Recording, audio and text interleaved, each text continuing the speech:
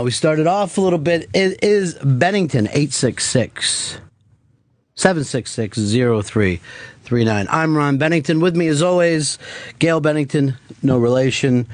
You were at the show last night. I was. It was amazing. Where was the show at? Terminal 5. Which is kind of a weird venue. It's really big, but it's kind of got like a weird club vibe to it. Well, the band itself is kind of really big, but with a weird club vibe to it, don't you think? They are so strange. The lead singer's a weird guy, and I think that's what makes... Who? Young Marlon Brando? Yes. Here's who he looks like. He looks like 1954 Marlon Brando, when Marlon Brando would wear, like, Mary Tyler Moore workout clothes. You know what I mean? Like, remember when there was this thing, if you would see, like, Mary Tyler Moore during the Dick Van Dyke era, where she would wear the black on black scene? What is that material called? I'm not sure what it is. It breathes. I'm not going to lie to you about that. Look, there's producers just going, what is that material called? Jesus. Jesus, we got it. So it's early in the morning, and we're playing Future Islands, and that is just called Waiting... Seasons Waiting on You. There's like seasons, and then like I've been waiting on you. Yeah, this is the part that what it should be called. So, that's always what's in the parentheses. Yeah. Just a helpful reminder of what actually should be the cue there. Yeah, not Bob O'Reilly, because that's a fucking nutty name. But why that song was playing? Now, this singer, and I don't even know his name, but Samuel Herring? Yeah, but they call him young Marlon Brando. True. So his deal is, that he does this crazy dance. So we started doing the crazy dance as we were listening to it, but I morphed it into the Hulk Hogan thing, but slower. And then I'm like, why hasn't anyone ever done that in a video? It totally works. Would be the best thing ever. All right, so that's cool. Coming in this morning, beautiful snow, and then Gail and I saw some guy bite it in the revolving door. As he tries to go through the revolving door here, he just slips and falls down, and there's no one on the street, and then he leans up and looks at us like he's mad at us. And the weird thing is, we didn't dare laugh for some reason, and then we just averted our eyes. I didn't see anything. And the worst part, we were mid-sentence, be like, this is a beautiful day. Gorgeous. Why was he so mad at us? Because you ever see a little kid will do something and then he gets mad at the people who look at him for doing it. There's nothing worse than falling when you're... No, when you're an adult, you cannot fall, and there's no respectability for it at all. It's like if you fuck up your parallel parking, you just want to kill anyone near you. Just fuck you! I'm drunk! I can park, I'm just drunk right now. That's what he had. He had that thing on. He had that look about him, but he was furious that we saw this take place. I fell off of a bike rack once on my first day of middle school, starting a new school, and I was just on the ground on my back just being like, I need to find a new school. I need to get out. I want out of here. Now, what were you doing on the bike rack to begin with? I was trying to be cool. I was talking to some boys, and I hopped up on the bike rack I do this all the time. Just sit up here. It's what I used to do at my old school. So embarrassing. And everyone was outside, and even for some reason the principal was outside, and everyone came running. Sure. It would have been better if everyone had laughed, but everyone was just really concerned. You should have yelled out, "I'm drunk." I don't listen to the Dare program. Or as I like to say about dare me to smoke this motherfucker. That's pretty cool. And they were like, this is a PTA meeting. I don't know why. You personally weren't around when Dare happened. You're supposed to be a dad now. Dare wasn't too effective, I don't think. Nothing is ever effective.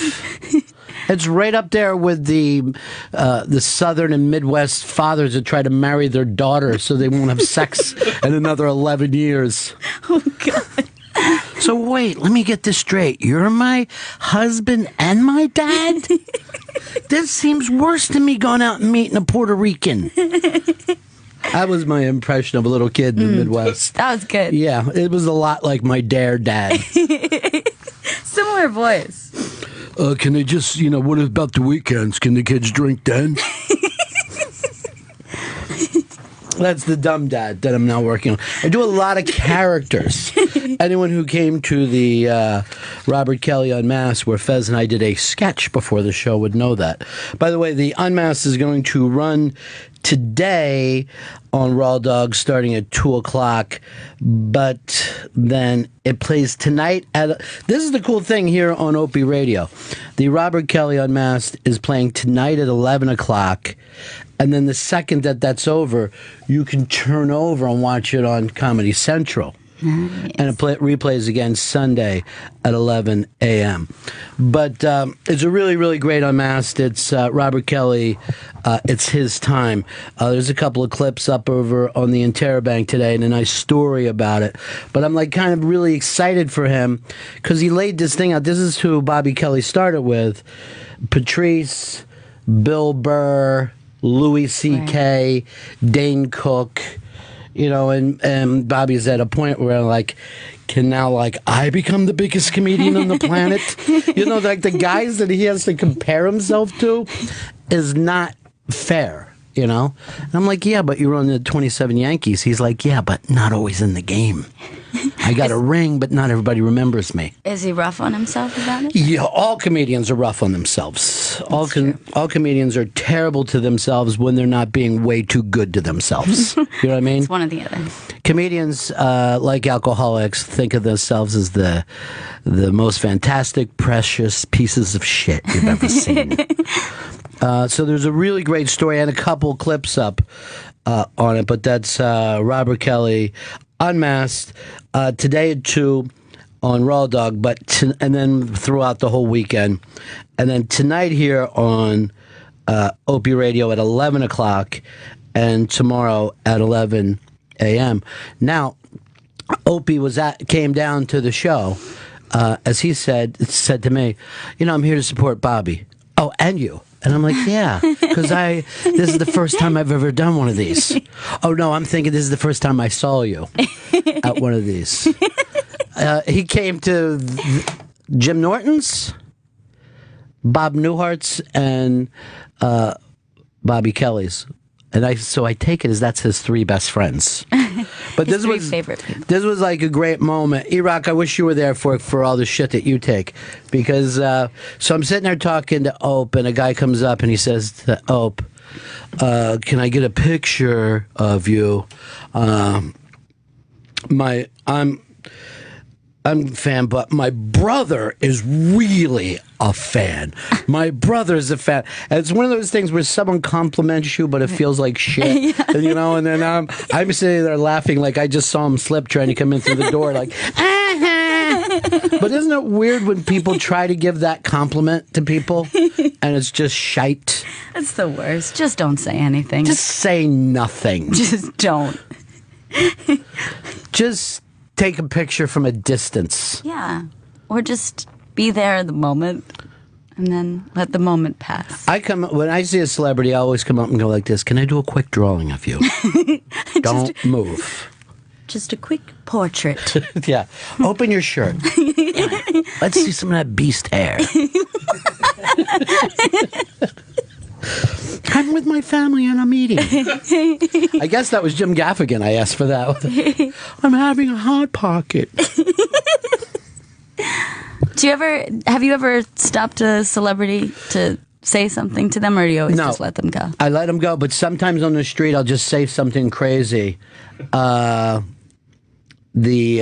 normally say you look like $1,000,000. Nice. So, what's Roseanne's husband's name?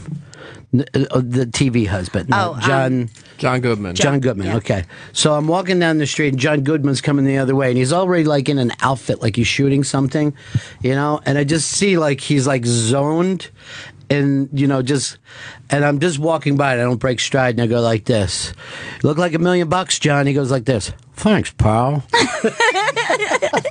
And I'm like, did I just talk to Babe Ruth? Thanks. How about you? Did you ever bother anybody on the street? I like once in a while I'll say hey. Like I'll just say hello to them. Right. Like I'll say their name and say hey. Yeah.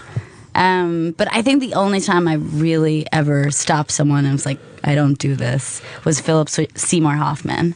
And I was pretty young at the time. Oh, well, then that helps. How old were you? Like high school age. Okay. And what'd you say to him? Well, I thought that it was okay because I had just seen a play he directed. So I felt like that was a cooler thing to say rather than just be like, I like you in all the movies you're in and you're great. So You're extreme, man. So I felt like I could be like, great play the other night. Great job. You did a great job. You know what I mean? Like I felt like I was saying something cool and he was there with his like newborn and he was being really nice, but kind of I could see he was just kind of looking over at his chick and his baby being like, oh God, get me out of here. But I'll let you go now, but I just wanted to say hello and thank you for all you do. Just, God, why did I do it? Meisner? Are you using Meisner? Is that how you get there? Is it about timing? Do you believe you're the character? Oh my God. And I just I had that feeling of I know that I should get out of this, but I didn't know. Oh, well, there's the fam. And all right, well. Have you ever been with somebody who bothered somebody, then you're next to them? Oh God, yeah, it was horrible. I wish I could remember exactly. I think I was at a comedy show, and who's the guy who was Mac, like Mac and PC? What's that guy? Oh yeah, he's done the show before. He was Justin Tusk. Justin Long, right. Yeah. So, by the way, hashtag Bennington can't remember anybody's names. No. The whole family. This is a real problem. He's president, like a black dude? He's laid back. Like the current president. All right, so but I can't think of his name. Are you young again, or is this... Yeah, okay. I'm in college. Okay. And I feel like at this point, Mac and PC wasn't a thing. And was a giant, yeah. Wasn't even a thing. Wasn't even on. No, yeah. I don't think that had even started. And I don't really think he was in much. Yeah. But I was with a guy who was like a friend of a friend, and he saw him in the crowd, and he just started going, hey, Jeepers Creepers, Jeepers Creepers, man, hey, Jeepers Creepers, which was a movie he was in, like a scary movie, I guess. And he was so sweet because he was just kind of excited that someone knew him. Yeah. So he was really nice about it. But I was just sinking into the ground, just oh God. But he just kept yelling Jeepers Creepers and only calling him Jeepers Creepers. Oh, jeez. All right, Jeepers Creepers. Yeah, man. It was fucking horrible. Yeah, that was crazy. It was just really cringy. I got a topper for you. So we were doing an unmasked downtown, and this is years ago. And Eastside Dave McDonald, is part of our squad, and we were doing it at a club, and it's down on 14th Street. And we're just, a couple of us are standing out front. The unmasked is going to start in a few minutes. Walking down the street is Sir Paul McCartney. Oh my God. And he's just walking along, and everybody we're with just did that. You just hold your breath for a second until Paul McCartney walks by, because it's not like, oh, I'm going to go see Paul McCartney and then you get to see him. Just like if Paul McCartney just walked through here now, it's going to weird you out. So we all just sat there, and he goes by us, and we're watching him walk down, and he starts across the road. And Eastside Dave comes walking out, and we all just laugh, and we go, dude, you just, miss Paul McCartney. And he goes, where? And we go, that's him crossing 14th Street. And he starts to run at him, right? Oh, no. And Dave is very athletic. People don't even understand that. And he's very fast. But he has a crazy 1930s trot. Like his knees are up at his armpits. And he's fucking flying at Paul McCartney. And we're just like, no. Like, we're freaked the fuck out, you know? And he runs up on him like it's nothing. And you see Paul start to stutter backwards a little bit. Oh, God. But almost in an old man, like, teeter, like, you know, man? Like, and I just want to yell at Dave, his friend was murdered in this city. I know. Why would he do that? Because he's nuts. That was the first thing I thought of before he even said he was running. Yeah. I was like, I hope he didn't say anything too scary. No, to run at a person is terrifying. And then Dave came back, and all he said to me was, I got him. I got him. And so I know he didn't take a picture or get an autograph, so I guess he has a list in his head of celebrities he's startled. I got him right here. Oh, I got him. Don't worry. Did you see my high-knee trot? This fucking trot. It looked like he was running against Jesse Owens. It was the weirdest run that he has, but it's incredibly fast. God, that's a really scary story. I know. Everything with Dave is. Maybe one time somebody might have yelled at Jeremy Piven in a moving vehicle, but I don't know. Oh yeah, we did that to Jeremy Piven. So we were out in L.A. and we were driving down the road and we see Jeremy Piven. And now, see, here's the thing with our family: we tend to repeat a lot of movie lines at each other all the time. Yes. So Jeremy Piven, despite the large amount of work that he's done, is only known to us from Where's Our Boy? Where's Our Boy? What was that? It was Gross Point Blank. Yeah, Gross Point Blank. It's a throwaway line in Gross Point Blank. So he's driving next to us, and you know, I've got the whole fam in the rented, you know, SUV, and I pull over, so we're like 6 minutes from, and then which one of us was yelling? It was me. You're in the back seat yelling, "Where's our boy?" So he gets the Paul McCartney thing, is scared, and then when he gets it, he goes, "Oh yeah." So horrible. I don't know why we did it to him. Just to fuck around. And this is also pre-Entourage, Yeah, too, yeah. so it's probably like a kind of a weird line in a weird movie to pick. I think if you even pulled out Gross Point Blank quotes, it's probably not up there. Like if you went to the IMD quotes. But the weird thing is like, it was always like, I was fucking around all the time, and then Gail was screwing around all the time, but her mom and her brother were just very nice, perfectly reserved people, and all the time, like when we would vacation and shit, Gail and I would just pretend that we were from England or some other characters when we had a waitress, and those two would just sit there and not even look up from the menu. We'd have to order for them because they didn't want to ruin the bit, but they didn't want to be a part of it. Right. So our bits would always be like, "Do you have any ticky talks and those slimy things?" You would be like really little doing that. And then, see, here's this is always the funny thing. So I don't know why we didn't do it on like normal time, but vacations, you and I always got weird.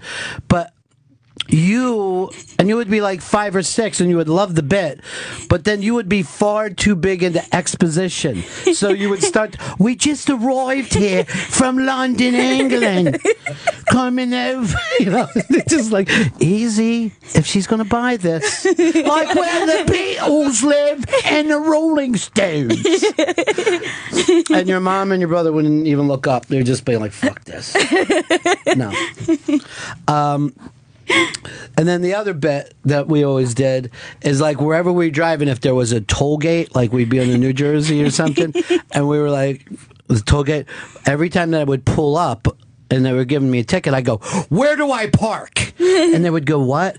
"For the show." And I would always make them think that it was a parking lot. And like you would be yelling stuff out, and then there's your mom and your brother just looking out the other side, not even slightly enjoying any of the fun. You'd be like, "This is where we pull in for Disney? Just right here?" This is fine. Most of the time, they would not even respond. They would just like kind of shake you off and be like, "Park right there. Okay, yeah, Park right there if you want." I don't give a fuck. This is nice. It's like my funeral. You know, these are the stories you'll be telling at my funeral. Yeah, definitely. First, you'll be like this. You'll be like looking both ways on the sidewalk going, "Didn't you think more people would come?" No, that's terrible. That won't happen. I hope. Because you'll never die. Do me a favor and turn some people away. I will. You want me to make a list for you? Oh, it's a short list. Watley. I'm sorry. You can't come in. Oh, I'd rather you just scream, "This is your fault." And start trying to scratch him. You did this to him. You sick son of a bitch. You ill-begotten son of a bee. Who's going to speak there? Would you speak? Do you do like... Sure. But do me a favor, do about an hour and a half. Hour and a half? Yeah, I really want everything, you know. I was thinking 15. No. Hour and a half, that's a lot. Yeah. I'll do it, though, if that's what you want. Let me point this out for you, too. When you start to cry, they'll go. So, Right. you know what I mean? Like, Yeah. break a few times. Yeah, you definitely want to... You want to bring them up, take them down. Keep Keep them down. them down. Put the knee on their throat and push down. What if you looked up and you saw Eastside Dave at my funeral and he's sitting next to Paul McCartney? Oh, It's my almost God. like everyone you've ever had a story with. Like Big Fish. And you'd just be like, "Oh, God, you too." It all worked out. I'd say he got him. He got him. You got him, Dave. Oh, I got him, Mr. B. I got him. What the things that would make that guy proud? Have you ever given a eulogy before? I don't like to go to weddings and funerals. You know? Yeah. I always send a text, like, "Sorry for your loss." Sure, that's nice. And I'll just say, "Read this at the funeral." No, I've never given a eulogy. It's because I'm Catholic, so growing up, when any of my friends died, the priest would just do it. Oh, right. They don't really do that as much. No, they don't like a lot of people standing on the altar. You got to work to get up there, you know? Or for whatever reason, be an 11-year-old boy. And then they get to wander around up there and do everything. The last funeral I went to, the priest didn't know the guy, and it was very awkward because it was like he was really struggling up there. Right. And he just started to do some crowd work. And he was just Where like... are you from? He's like, so tell me about him. Was he funny? Did he like to cook? What was his favorite color? And then it was just silent. Like, who's going to speak up? It was really, really bad. Well, they're awful people when you don't know what you're doing. Yeah. You know what I mean? Like, look, if I'm going to have a guest come in here, I'm going to research a little bit. Sure. If I was doing a eulogy, you ever been at one of those things that the priest will say his name wrong? You know what I Yeah. mean? Like, It just drives you nuts. He was doing that same exact thing. And that's exactly what I said yeah. to the person next to me. I was like, he couldn't have made a call. Yeah, check around a just little like bit. do a little research. Why didn't you start heckling like, "This is why we've abandoned the church"? And I guess that's the thing. It's like, it's not like this guy was religious.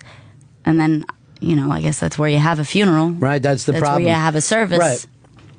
So then Yeah, it's going to be like some dude who doesn't have any connection. That's terrible. Maybe you should really just have it at a bar where it used to be like a wake. Yeah. And you're sitting trying to talk about, but you can hear people shooting pool and stuff. Yeah. You know, They like, actually when- had a party for him just before the funeral that was like that. Yeah. The night before.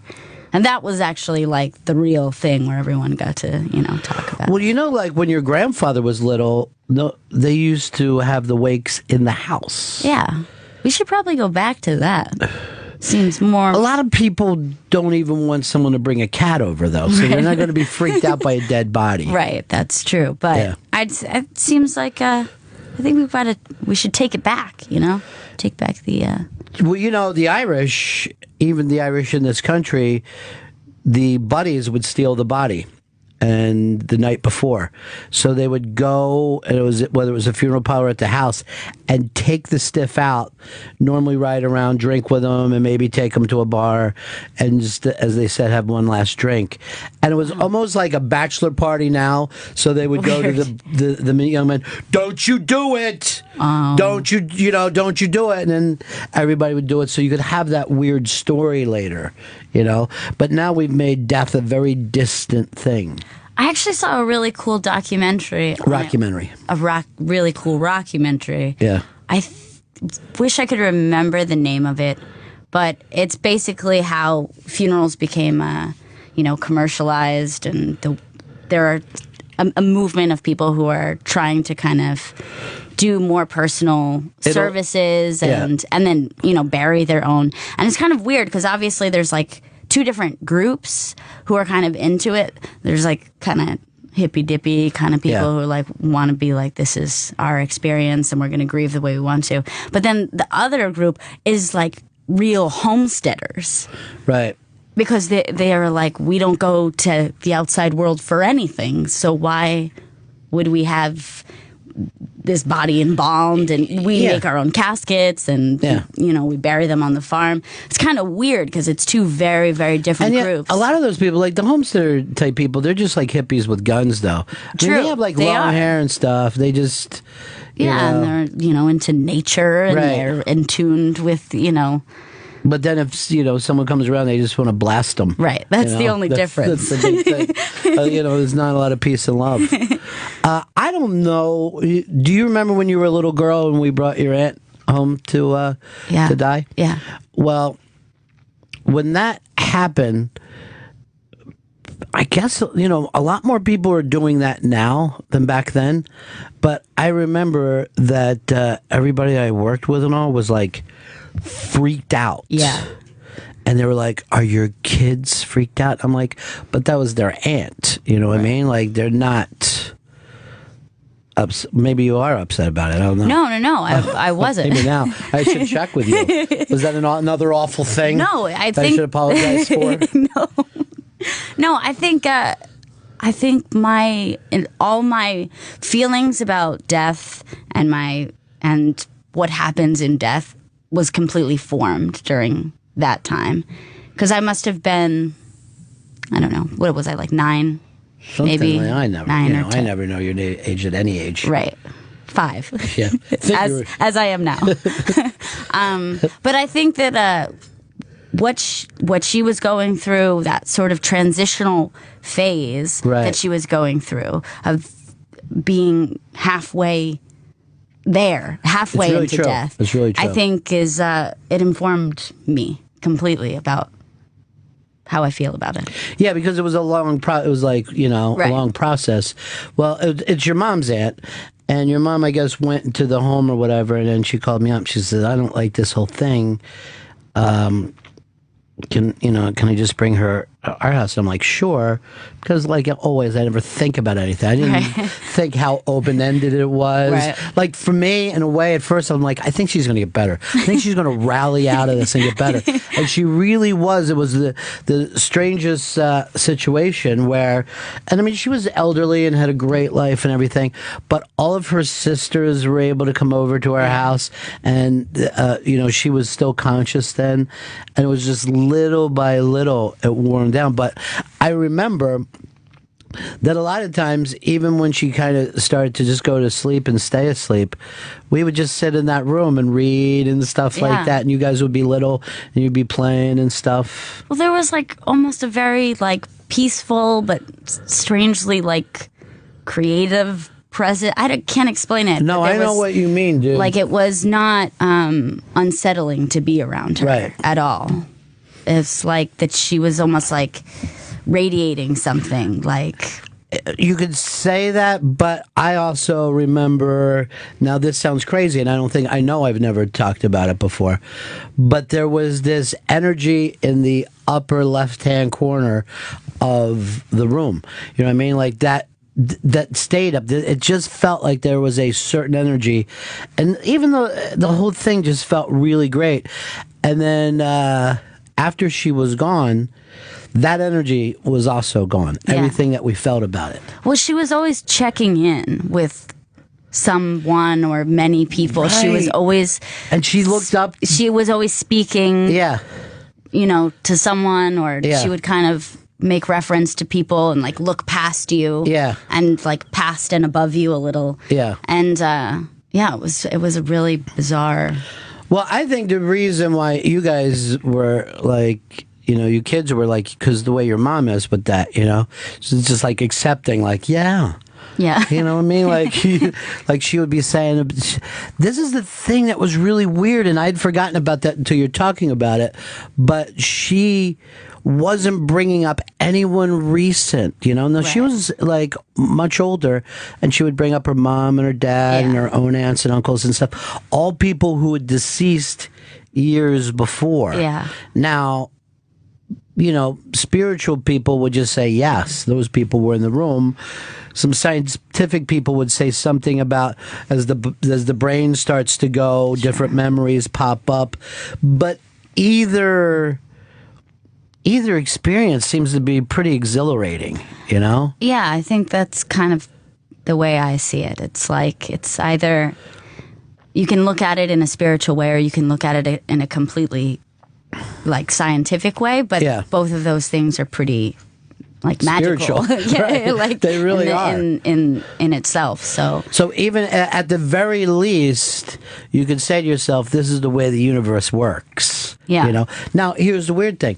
Why would anyone want to keep kids away from that? Or why would you not want to have that in the home if you could? You know what I mean? Right. Why wouldn't you want to have that as, you know, part of your memories? You know? yeah. Because we only have, you know, fond memories. But for me, and I've been with a couple people when they died and stuff, the strangest experience is the body. The first thing I thought with your aunt was, it just feels like she left her jacket behind. You know what I mean? Like, it did not feel like her anymore in the bed, Yeah. but it felt like she left something, you know, behind. Right. It was very, very weird. But the oddest part of that is I had to, after, you know, we did everything and hospice come over and they take all the stuff and all, is I had to go MC an Eddie Money concert. Did you? Yeah. Didn't remember. Yeah, you guys didn't come with me. It was the birthday party for the radio station. So I went over, and everybody's like, "Hey, where have you been?" And I told them. They were all like weirded out by it. And then this is the strange. So it was a beautiful day in Florida, right? And then the strangest thing is the car comes up backstage, and it's Eddie Money, and his kids are little at the time, and they're each wearing like goofy ears, like, because they just come straight from Disney. You know what I mean? Like they tied their Tampa concert in with the, you know, taking the kids there, and everything just felt like buzzing to me. It's like if I could keep the feeling that I had that day. You know what I mean? Yeah. Like people would probably, you know, come up and ask me for advice and shit. You know? Well, I think it was like a very connected time. Yes. That's what it felt like. It's like that we were somehow being able to experience it with her, even just on a very superficial level. But Do you remember what I said to you and your brother when your aunt passed away? I took you both in the other room and I go like this. What did you do? What did you do? You had one job. By the way, it's hashtag Bennington. Hashtag Bennington if you want to pass anything along to us. There's a comedy club crawl. Is that what it'd be called? I don't think that one's ever even existed before. It's a Parkinson's Comedy Club pub crawl. And it's for the Light of Day charity organization that helps fight Parkinson's. Now, these guys are all going to be going from one club to another doing their stand-up all on the same night. 6:30 at night, it's the New York Comedy Club. 9 o'clock is Stand Up New York. And at 11 o'clock is the Village Underground. Listen to this crew. Rick Shapiro, Artie Lang, Robert Kelly, Todd Barry, Rich Voss, Big J. Okerson, Greer Barnes. Greer Barnes. I can't follow Greer Barnes. Mike Pachetti, Kurt Metzger, Bonnie McFarlane, Godfrey, Mike Vecchione, Joey Gay, Shane Forbes. Now, you could go to each of the shows, or there's another ticket where you can follow them along. 6:30 is New York Comedy Club, Stand Up New York at 9 o'clock, Village Underground, 11 o'clock, and all the information is up on the interrobang.com, because I don't have the ticket thing on here, but if you go over to the interrobang.com, they can give you the ticket pieces. But I've never heard of anybody doing this before. Have It's you? very cool. It's a great group, too. Yeah, it's a phenomenal group. Like it's like just a cast of headliners. I'd put Greer Barnes on last, though. Well, I watch Louis. I know. Greer Barnes. But I believe Rick Shapiro is battling Parkinson's. So that makes it even extra special. All for the Light of Day charity organization. They do a lot of music concerts, and now they're doing this. This is Tuesday, July 13th. Tuesday, July 13th. I think Rick is going to come in and do the Rana Fez show on Monday. Now, that's a weird thing about comedians, that they're always like really doing cool shit. You know what I mean? Like, they're always available. Performers. Yeah, but, performers for free. Right. Where, I hate to tell you, there's certain bands out there, try to get them to come out. Some of those charity things. I should never probably say anything negative about charity, should I? Under any circumstances. Maybe not publicly. Later on today, you're going to tell your story that I've told people for years. Yes. You have a weird story. I do have a weird about story. Bill Cosby. I do. I'll tell it. I'll share it. We're at the point now where you're willing to share a little bit. Mm-hmm. Good. I'm ready to speak out. And I'm keeping an eye on everything that's going on over here with Parasite. Yeah. This is madness. So the two ugly brothers who went in and shot up the Satire magazine, the French police have had them on the run. Now these two guys have a hostage, and they're holed up in some little store or something over there. I guess it would just be hashtag Lahane. But I just want this story to be over. Yeah, gosh. Now, this started early this morning? Yeah, like in the middle of the night sometime. Yeah. They've already known who these guys were for a long time. They've been on the no-fly list. Right. I mean, can you imagine that your shit is so fucked up someone won't let you get on a plane? Like, no, I'm sorry, you can't leave the earth right now. No one trusts you. No one trusts you to be anything more than sea level. Well, How did they find him? One of them came forward, right? Yeah, is that a thing? Yeah, they had a rat friend that was with them. He was like, I guess, the driver or something. No one escapes the French police. They're known as the greatest in the world. It's very true. They have them holed up in this place, and so far the police have sent them as, I guess, a way of saying, we want to negotiate. They sent them some unbelievably great bread, some escargot, cheese that's supposedly just out of this world, a bottle of really, really nice wine, and just some light pastries. I mean, so light, That's so civil. Yeah. I always say this when I'm with them. I go, God, this is so light. I'm going to need about 30 of these. Just so it feels like a Kit Kat. That's how I feel about every light food that's delicious. It's a little too light. Could you heavy this up a little bit? There's also we were saying you're going to get to your Cosby story. There's a piece up on the Interrobang today where Cosby from the stage did a joke about it in Canada, about the allegations about him, that I think a woman was getting up to, I don't know, go to the snack bar or something and said, I'm just going to get something to drink. And Cosby was like, you don't want to be eating and drinking around me. No. Yeah. No, he didn't. He's edgy. What? Since when? I thought he's not edgy. And that was his thing. He does a lot. Wouldn't that be great if he just starts to come out like Dice Kinnison? You know what I mean? He's gone heel. Yeah. He's gone heel. A complete heel turn. So the quote is, you have to be careful about drinking around me. Oh, God. And then he's laughing, and I think he leans back and pulls his zipper down. Just slowly pointing at it. Oh, my God. Yeah. That's crazy shit, huh? Did it get a laugh? Killed. I mean, it just murdered. People were slapped. They said it got a gasp, then a laugh, and then a standing ovation. No, I'm not even making that up. Wait, no. I'm not making that up. That's real? Yeah, he got a standing ovation.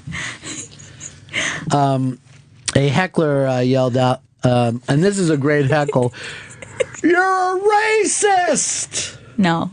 Yeah, and that guy was thrown out. A racist? Yeah. Or a rapist? Oh, yeah, it's rapist.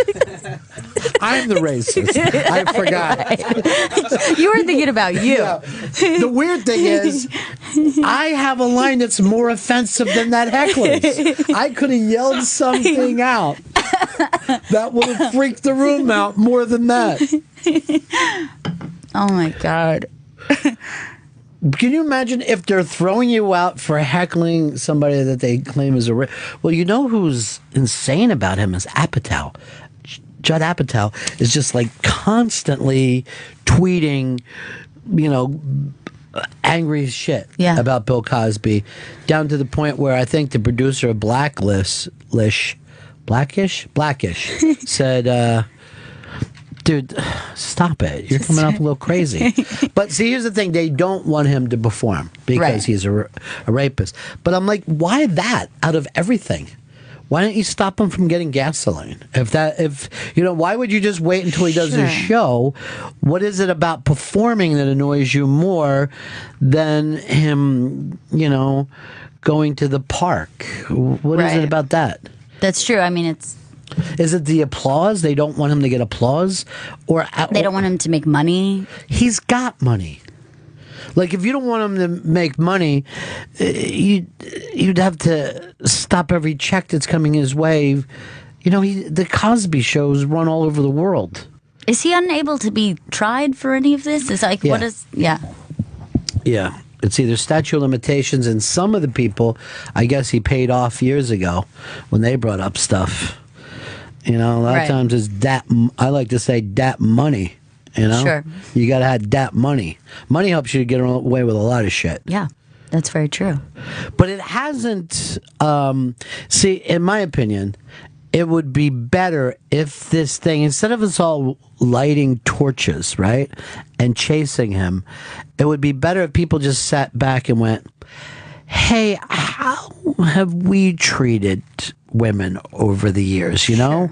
How many times did, but no one's ready to do that in this country. No, that's very true. But I don't know. I mean, I understand the want for a blackout of what he's doing. Yeah. But I guess it's just kind of a little bit hypocritical because I feel like, did everyone not know this? People had heard stuff. It was out, but it wasn't talked about. It was out, and these things would come up, and then would, I guess, a payoff, and it would go back down. And we had heard about these things for, quite a few years. But it really just took another comic to joke about it. Right. For everything to change. Which was amazing, that was incredible. Yeah, particularly since it wasn't done, in a special or anything, Uh-huh. It was just, someone just had recorded it, right? YouTube did. But then I think it even sat around YouTube for a couple of months before it started to take off the way it did. Wow. But, you know. But that was really the catalyst. That was for the whole thing that exploded it again. Yeah. Got people talking about it. Yeah. Actually. Yeah, that got everybody talking about it again, but and that got more people to come out, and really now it's just mainly Apatow. You know, he just every day he's pissed. He won't let it go. See, for me, it's a weird thing because A, I get it, you know, but B, we do have laws in this country. Like, I'm not comfortable with mob rule. You know what I mean? Like, even in the old movies, if the day before the hanging, the town breaks into the jailhouse, pulls a guy out, and hangs him himself, that's still really wrong, you know? Sure. We have to set something up in this country where the guy is innocent until proven guilty. And under that, he is right now. Yeah, but he's not being. None of his rights are being encroached upon. It's just what, he can't go to work? Let's suppose we decided to do the same thing because we decided a gay guy, you know what I mean, shouldn't live in the neighborhood. You know what I mean? But it's not the same thing. It's exactly the same thing. Being gay and a rapist is not the same thing. To you. You know what I'm saying? Sure. But don't think that you could be out there. There are people in fucking weird places that would treat a gay guy exactly the way you would treat a rapist. So we have laws to protect that. You know what I mean? You have to protect people from public opinion. Right, but for, let's say, a network to say that we don't want to show The Cosby Show anymore, right? Is to say that we don't want to associate ourselves with this person. I get that completely, and they have the right to do that, but you have to be careful about the mob rule. You know, you don't want somebody tried and convicted by fucking Twitter, you know? Right. And that's where we are with this. And it's weird. It's not. I get where everybody feels, but I also think you have to be very careful because this is the exact kind of fucking things that happens to transgender people. You know what I mean? This is that exact kind of shit that happens to every fucking weirdo in a town. Right, but I think it's probably not something that can be used as a blanket thing for that reason. But in this particular case, when it suits you. That's what you're saying. When it suits you. And that's not justice. You know? I say, you know, figure out a way to, you know, put this thing out there. I think I don't know why he felt the need to go out and do stand-up at this point. I mean, maybe he's not accepting it. And by the way, for all I know, everybody could be totally right about him. But when you give in to mob rule, there is a very high percentage of the time that the mob is wrong. And you know, this whole thing is the majority rules and shit. If that's how they round people up, you know what I mean? They will round up the usual suspects based on the same thing that you're happy with because it fits your political point right now. You know what I mean? Okay. I'll give you that. Look, I'm glad I could shame you back into... Well, you have your own feelings, mainly because of this story you heard. How many years ago? I was told this story about, I would say 4 or 5 years ago. Right, so this is long before any of the heat. And had you even known anything about Bill Cosby other than he was... I don't think I did. Mm-hmm. And I think when I told you this story, I think you then said, you know, there's all sorts of, you know, rumors that he is actually, you know, he's not been so really nice. Yeah, been creepy with women in the past, and there's been I think you told me even at that point there was a rape accusation. Mm-hmm. So, yeah, I don't think I knew it when I heard the story. Right. So, we'll set up the story this way.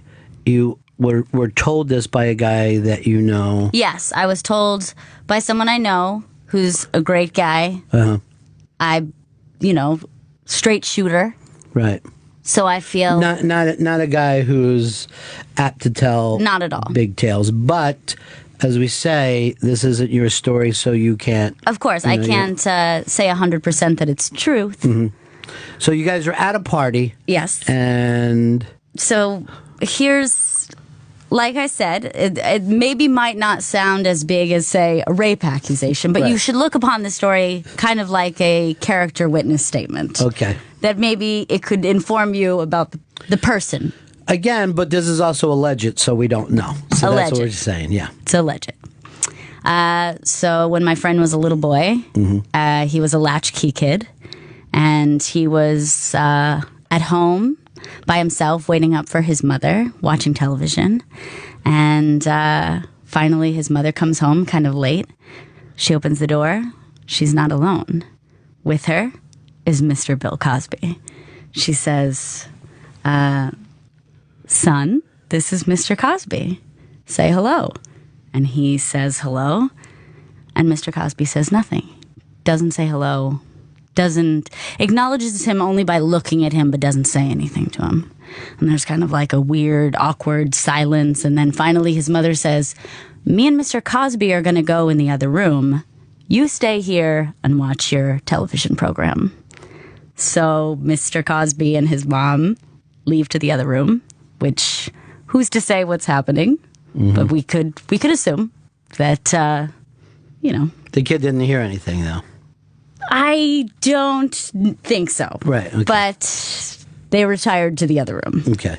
So some time passes, and Mr. Cosby emerges alone. And my friend, who's a little boy at the time, still sitting in front of the TV. And Cosby crosses the room and comes over to him. And he takes his hand in his and takes his little boy thumb and just starts to press it hard down towards his wrist, just crushing it to his wrist, not saying anything, just looking him dead in the eye, just cold, dead stare, just bending his thumb back as hard as he could. And the little boy wants to scream, but he doesn't make a noise. He's just terrified. And finally, Cosby lets go, and he just looks at him one more time and walks out of the apartment. That's it. He never sees him again. And you believe that story? It's too fucking weird not to believe. It's so creepy and so strangely specific, but like you easily could have inflated that story to make it like so the gist of the story is like keep your mouth shut. Exactly. He knew exactly what it meant, which is I was never here, you didn't see me, you don't talk. But he never said a word to him. He just bends his thumb back super hard against his wrist to a child, to a little boy. I mean, is that the behavior of a psychopath? If it happened. Oh, yeah. If that happened. That is a psycho. If indeed it did happen, it's probably almost a scarier story than the ones that the women are saying. You know what I mean? Because he was conscious during it? Well, because he was a child and, like to bully a child when you're no longer a child. Like we've all bullied children when we were children. But to be a full-grown man. Yes. And physically intimidate a little kid that's pretty frightening. Really scary. Yeah. And like I said, the person who told me this story is an amazing guy and straight shooter. I have no reason to think he was definitely not a tall tale kind of guy. Right. But at the same time, for the points that were on the air here, you never checked into the validity of the story. Of course and there's not. no way you could prove it. I could never prove that. And it is, as I would say, hearsay. That story is total it's just hearsay. A tale. Yeah. That's crazy. So creepy. It's too weird, too. Like, if you were going to make up that story, I feel like you would really amp it up. And, Cosby comes in, he says, I don't know. Yeah, I mean, it's just... you ever speak a word, and then he like threw me across the room. I don't know. Like, you could have made it like a really... But see, here's the other part of it that's interesting. I guess it means that he doesn't always knock out his sex partners. You know what I mean? Right. But that leaves him a little surly. Right. Seems like conscious in that. Like I said, it's... These rumors have been out about Bill for a long time. Let me also say the other side of this. I don't know, and I'm being very serious when I say this. I don't know if there's ever been a more important comedian in the history of the United States than Bill Cosby. Because Bill Cosby, doing stand-up when he did in the 1960s, in a way that made people, whether white or black, relate to him. Yeah. On a level that makes you go, oh, I know what he's talking about, because that's just like my life. I put that up there with anything that Martin Luther King had achieved in terms of changing white America's perception of black people. That's why these rumors are heartbreaking to people of a certain age. Sure. You know what I mean? Like, when people, talk about Cosby, they always go back to that TV show. I maybe watched that TV show 5 times. Yeah. But I always looked for that guy on The Tonight Show when I was a little kid. And it was always a strong show. And you have an uncle that was pretty racist when I was a kid. And he thought Cosby was funny. Right. And I'm talking about Cosby was doing this stuff at the same time Selma and all that shit was happening. Like, this is an ancient history. Yeah. You know, black people were being treated one way down south, and people would hate people like, I don't know, Muhammad Ali, but at the same time, some people might love, racist people might also love Bill Cosby and Motown people. It's the impact of what he did with his stand-up was so immense. It's probably why it's difficult for a generation to wrap their head around these horrible, rumors. Yeah, it makes it that much more disturbing. Because where do you put that art? Yeah. Where does it go? Does that negate it? Or is everything that I just say totally true? Because Richard Pryor wanted to be Bill Cosby. You know what I mean? At one time. Richard Pryor, if you watch Richard Pryor in the early and mid 60s, Richard Pryor was on stage going like, my brother and I mean, he was basically doing Cosby, yeah. And then one day he was just like, I don't know what I'm doing. I'm making money doing this, but I'm not happy. And he went off and he's thought about it and he came back as himself, as Richard Pryor. But for him to get on TV and everything, he just basically adopted the Cosby persona. If you look at, Seinfeld, Rock, Letterman, no matter who you're talking about, they were like, Cosby, is amazing, and he does it all without cursing, and he does, he can work any crowd. So there's a part of you that just goes, where do we put that now? You know what I mean? Where does that go? Yeah, I think that's always hard with either an entertainer, an artist, is that when you learn something about that person, it's like it's a very conflicted feeling. Right. Like, we had that same experience with Woody Allen where it's like, well, how are we supposed to feel? And I think most people chose to continue to... Well, Woody Allen fans. And then the people that weren't Woody Allen fans, it gave them a reason to say why they don't go to those movies. Not so much that they don't get it, or there's not enough, Right. sitcom-y type humor, but now they can say it. And I also think that's probably true of Cosby's fans. You know what I mean? Like, and I'm saying I probably haven't. There's nothing that he's probably done since that Himself special that I thought really stood out for me. But if anyone would ask me about comedy, he's got to be right up at the top with, you know, I mean, and that very thin layer of names that you would bring up.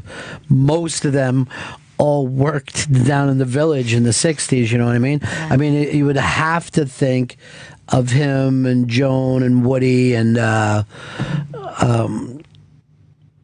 so many of those people who basically set up the parameters of what comedy became.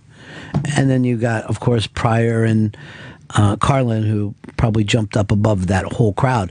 But all those people were able to do that thing because those initial guys, you know, Newhart and all them said, this is how it's done. You don't go out and just tell old jokes.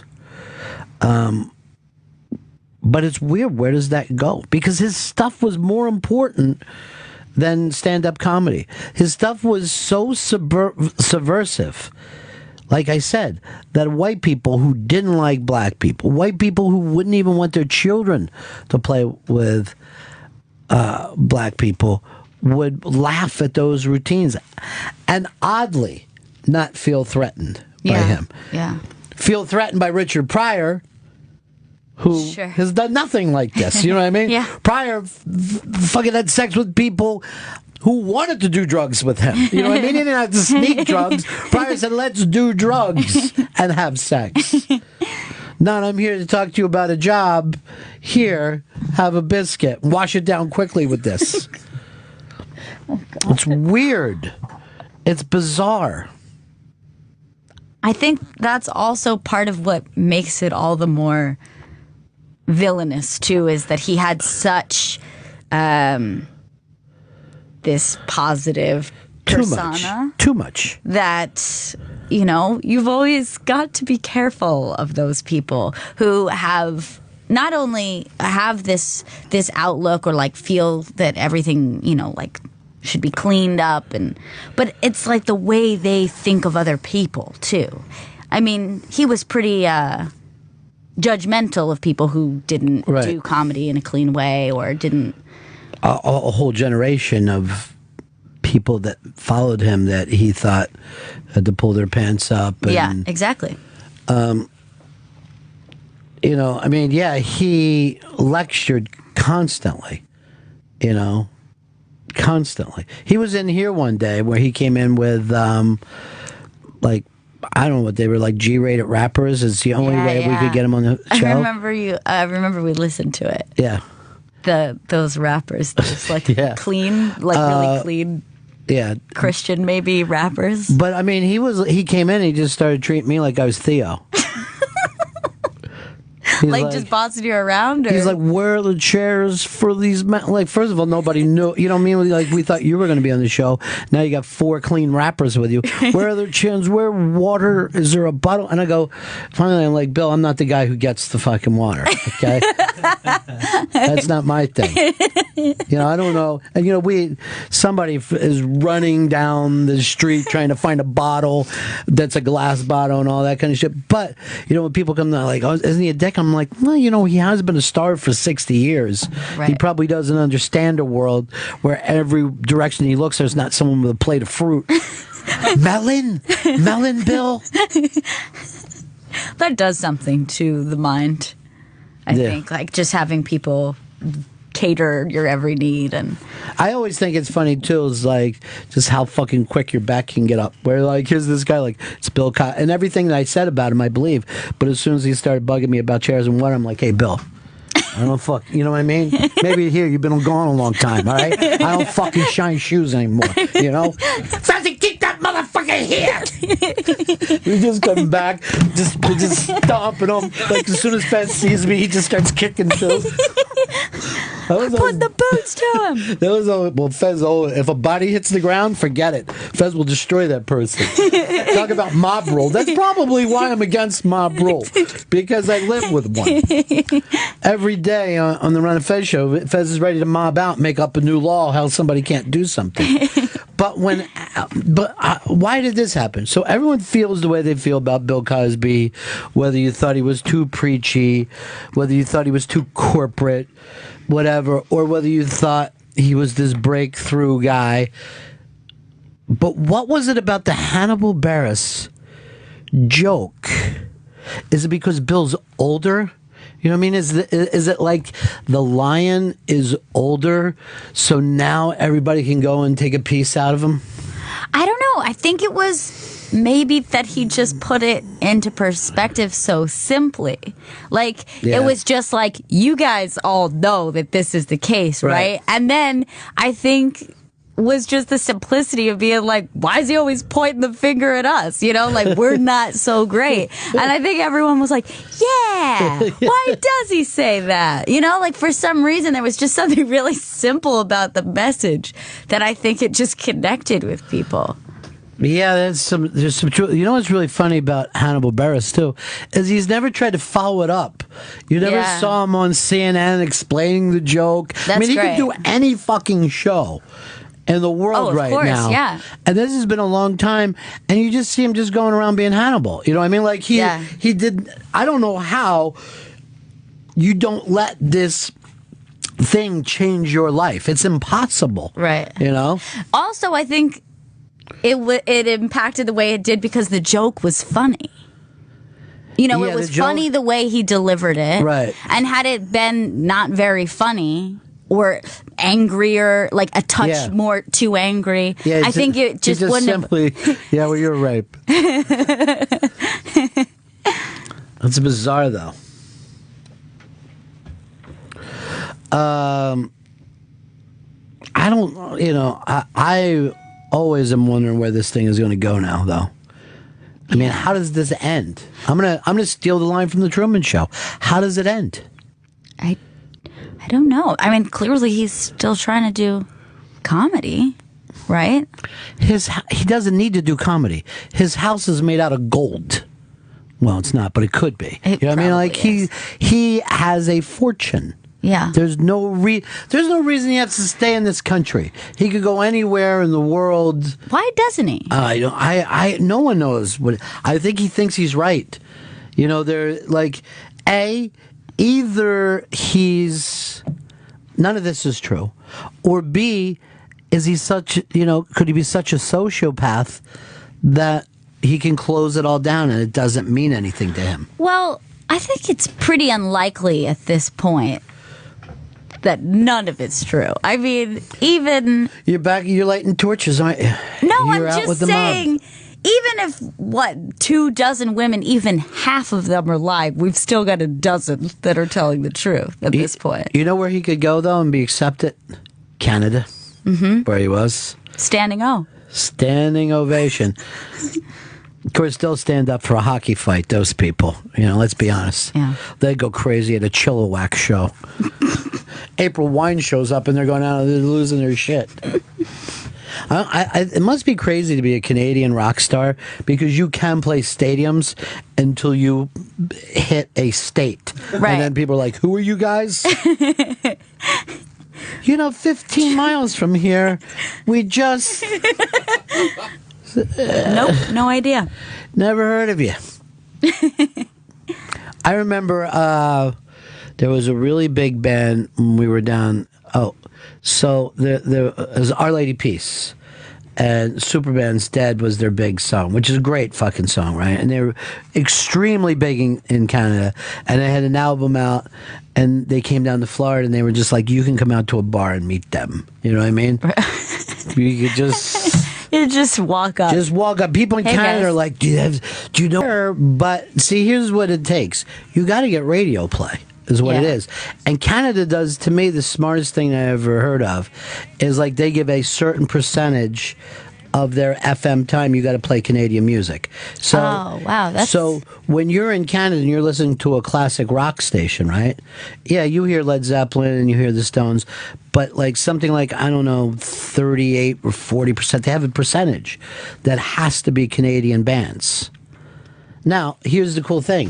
What if we did that in every market here? What if... But it was like local to be a... Yeah, so if you said, if you want to play music, if you want to have a thing in Cleveland, let's suppose it was only 15% have to be Cleveland bands, you know? It would be fucking amazing. We'd have all kinds of bands that would get followings and would have a chance to build up. It would be very cool, and it would be cool to be able to share that with other people because you would actually have a knowledge. It would most people would have a knowledge of bands from where they're from. Yeah, everybody would just like that. You used to have like local things, but it was more tied into a mafia thing of radio play and stuff like that back in like let's say the '60s. Yeah, until they started to push, as they called it, the garlic cloves out of the business. That was what they would call Italians. Oh God. No, I just got that. Oh God. No. I'm Italian. But I don't understand. There's something weird about Italian slang is where they just call each other different food things. You know what I mean? You mean like their whole thing for like black people is just calling them an eggplant. Yeah. And then gay people, I think they call fenouil, which is a type of, I don't know, it's another type of food. Isn't that I feel like it's a green. It is a green. But it might be like a lemongrass or something like that. Is it fennel? I think it's fennel. I think you're 100% right. It's fennel. Yeah. Now, part of the... Why? But why that? Because it was used to start fire. It's just like the stick thing with gay people. You know what I mean? They just fenouiled it up. Italians like to just constantly talk about food. They love food. Yeah. They love food. Yeah, mainly pasta, but there are some other types of foods. Alex says, using the radio to reinforce rumors is not cool. #Bennington. Okay. It's just a tale. I don't know. I've worked in radio a long time. I don't remember doing anything but reinforcing rumors. That's your whole thing. Oh, Uncle Lauren down the hall is giving us some nice love, too.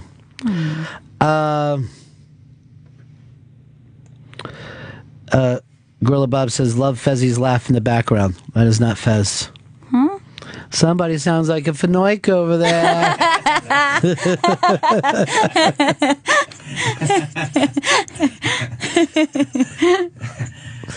Steve Morris says, #Bennington, best thing about Fridays, well, not every Friday, but some. Some Fridays. Spooky said, I wanted that Cosby story to be awful. I'm sure Felicia Rashad said Cosby did that kid a favor by stretching his thumb. He's welcome. Bill Cosby, alleged rapist, also ultimate thumb wrestler. Some of these people... Terrible. Dude, that story made me feel sad and angry. How old was that friend? He was a little kid when it happened, right? Yeah. Maureen says, Fridays are terrific. Thank you, Maureen. Okay, I made the racist rapist thing. What can I do? I make mistakes. Can't go back now. No, I can't correct it. I want to remind everybody that today is Unmasked with Mr. Robert Kelly. We're going to play it on the Ron and Fez show on Raw Dog, Channel 99 at just before 2 p.m. because we went a little long with it. Then it will be on tonight here on Opie Radio at 11 o'clock. And replays Sunday at 11 a.m. I didn't know this. The next Bennington is Friday, February 6th. Oh. So, yeah, keep your schedule cleared. Great. We got a break here. Jot this down. Yeah, jot it down. Put it in, put it in your phone. I will. Because we don't jot anymore. No. We live in a technological age. You know why? Why? We live now in Black Mirror. That's true. You're watching Black Mirror, right? I just started, so I'm the first season is done, the first 3 episodes. I'm ready. Look, don't say another word. We're going to do commercial. Don't talk to me during the commercial. I won't. I won't even look at you. All I ever want to talk about is Black Mirror all the time. We'll be right back. It's Bennington. You're listening to Bennington on Opie Radio, XM 103, Sirius 206. A little funky there, huh? Got real funky. Got a little funky for us. What's the name of that song? Doves. Doves. Sexy snow music. It is kind of. It is. It's snowing out there. Well, I have to remember it's national, so Right. We're just outside of our window. It's snowing all over Times Square, and it's accumulating. I'm going to make the call right now. Keep the kids home from school. I never got a chance to do that on the radio. I never was able to do numbers like that. Keep the kids home. Keep them home. Just tell your teacher you heard it on the radio. We don't have to go in today. Safety first. You got to do safety first. It is Bennington. I'm Ron Bennington. This is Gail Bennington. No relation. We are, we're kind of into this, Future Islands thing, but at the same time, by the way, is that the same as Lonely Island? Is it a different? It's a different island altogether. Different altogether. I thought maybe some of the members would have been the same. Different island. Because both of the bands are pretty funny. They are both kind of comical. If I said anything to Future Island, I would be like this. I was a producer. You got any parody songs? There's also a Fang Island. There's a lot of islands going on. Island is, to this age, what the term soul was to every band in the 90s. Yes. Soul Coughing, Soul Asylum. Soul. I guess just two. Just two. But Soul to Soul, De La Soul. Soul Roll. I made that one up. Yeah. Soul Out. That would have been the whole thing, I guess. Yeah. Soul to Soul. Now, this is I had this guy on my show yesterday. Very polarizing to people.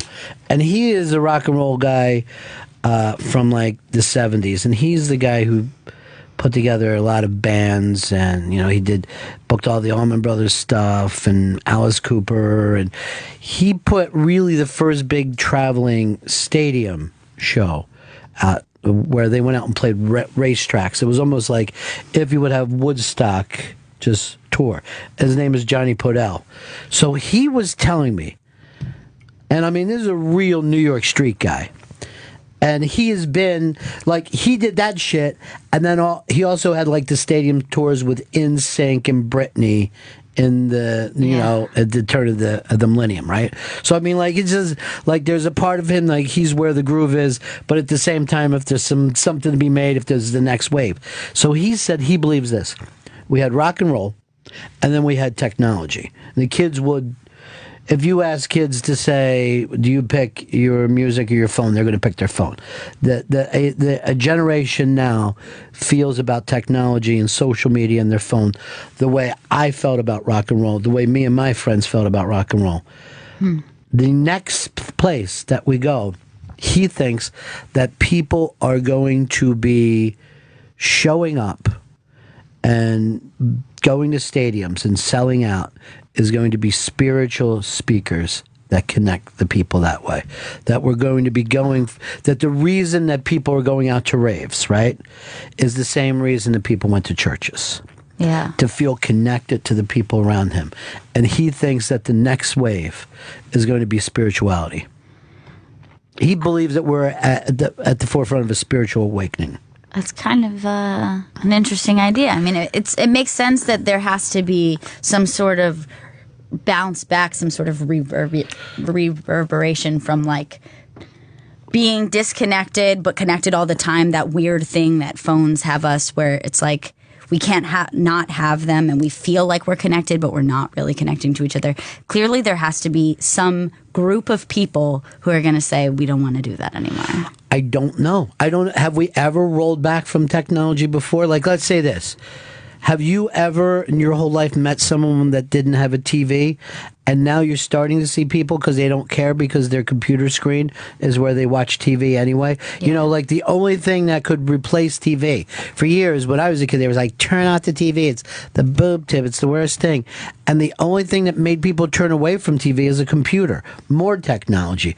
And then as quickly as the computer came up, the phone is making people step on people like this. What, you got a fucking laptop?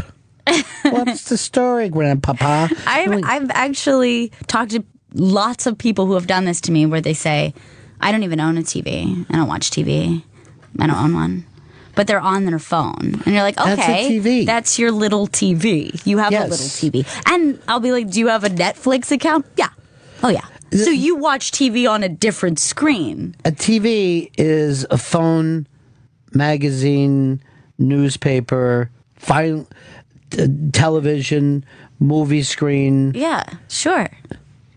It's the weirdest thing in the world. It's funny that people still will say that. Like they're better than other people. Yeah, like, yeah, I don't know. Well, no one owns like a tube TV anymore. Like, so what? I'm saving up money for a color television. And the reason why is I love sports. And I just want to see those colors smashing out. That's going to be great. It is. I'm going to watch sports at your house then. Uh-huh. I definitely want to see the Beverly Hillbillies on there. See what that cement pond looks like. But you know how everyone's doing flat TVs? I'm trying to do mine even wider. I just want just a really wide TV, just thick. That's a good idea. Yeah. But you know, now the thing is, and I'm going to name drop a little bit because I do that, Gail. That's all right. You know what? No, I do it because I know these people. No, I'm not going to judge you. So Neil Tyson says to me the other day, Neil says to me, but he's like, when people are saying, okay, the phone is too much, he goes, you will never find young teens, or, you know, there's no technology that feels too much to young people. Yeah. It's always people who grew up at a different generation. And then he laid this on me, and I will tell you the truth, it kind of God-smacked me a little bit. He said, in a post-World War II, which was when we finally when technology became available to everyone, when you got TVs and radios and stuff, that was the beginning of my parents are lame. Before that, he doesn't believe it existed, that you would look at your parents for anything more than wisdom and sustenance and someone to emulate and try to live by.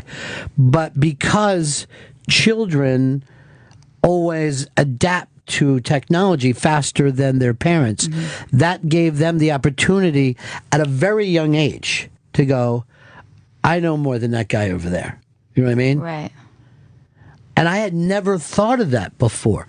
But it's a real stumbling block now because, A, how are you supposed to parent your kid in a world that you never lived in? Sure. The advice that you could give your kid is, if you know what, put down that phone and go outside and play kickball and hide the can and jump trains. You know, whatever they did when they were younger.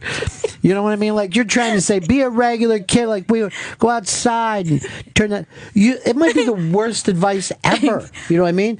They might, like, not be able to get a job someday because they can't have 18 screens up and moving their thumbs all over. We don't know what to program our kids to do. And also because technology is moving so fast. Too fast to where if you are 25 now, people that are 17 look at you like someone does something antiquated. You know what I mean? Yeah. Like, really? You still have a Gmail?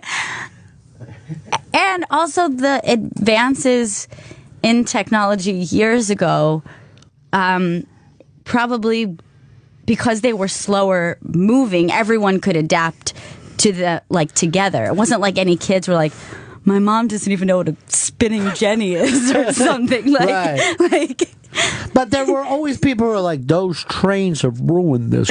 Like, you watch an old cowboy movie, and the sad scene at the end is that there's a train or a fence, and everyone's upset. And you still go out west and find space. I don't know why they freaked out. I mean, you could get fucking lost out west. But technology has always made people who came before that technology feel left out. But now, like I said, you could be 22 and not being able to keep up with the new shit because you just mastered this version. Exactly. But go ahead. I was just going to say that the gap between somebody like 15 years older than me, we have more common experiences in the way we grew up than somebody who was 5 years younger than me. So that's a pretty bizarre thing, is that That's because in 5 years now the technology changes more than it did from like 1900 to 1940. You know, like if you look at the baby boomers, they consider everyone who was born between 45 and 64 to be like-minded people. You know what I mean? That's a long fucking haul of saying, you know, you could basically have a baby boomer and their kid are both baby boomers. Yeah. You know? And because they both are going to go, the Stones are fucking awesome. You know what I mean? I'm like, boom. But not now. You like the kids. Music isn't a touchstone for them. It's in some ways more like computer noise than anything else. And you don't, I think, probably don't experience it on its own. That No. you're doing so many things. I know we've talked about this before. Is like if you're doing 10 things, are you really doing any of them? I feel like we discussed that before, but I think that's really important when it comes to music. If you're not just putting on a record and listening to just that and not really doing much of anything else, but kind of taking it in. Me and my friends would sit on the couch and listen to album sides and pass marijuana to each other, and we go like this. That was good. Reefer? I like that one. I like the third song. We were all like little music critics, like, there's a texture to this I think that wasn't in the earlier work. You know, you're like a kid. Yeah. You know, you're like a kid. You're like, there's something. I believe that they're going in a direction that they haven't arrived at. It's a transformational record. Incendiary. Yeah, incendiary. Incendiary. Oh, I remember the fucking first day I heard Fever Dog. I'm like, I gotta get into this band more. Fever Dog. But isn't that weird that that's where the loss of respect came from? And why would you respect somebody? Why would you respect your dad if he couldn't upload something? You know what I mean? You're like, you're in a fucking embarrassment.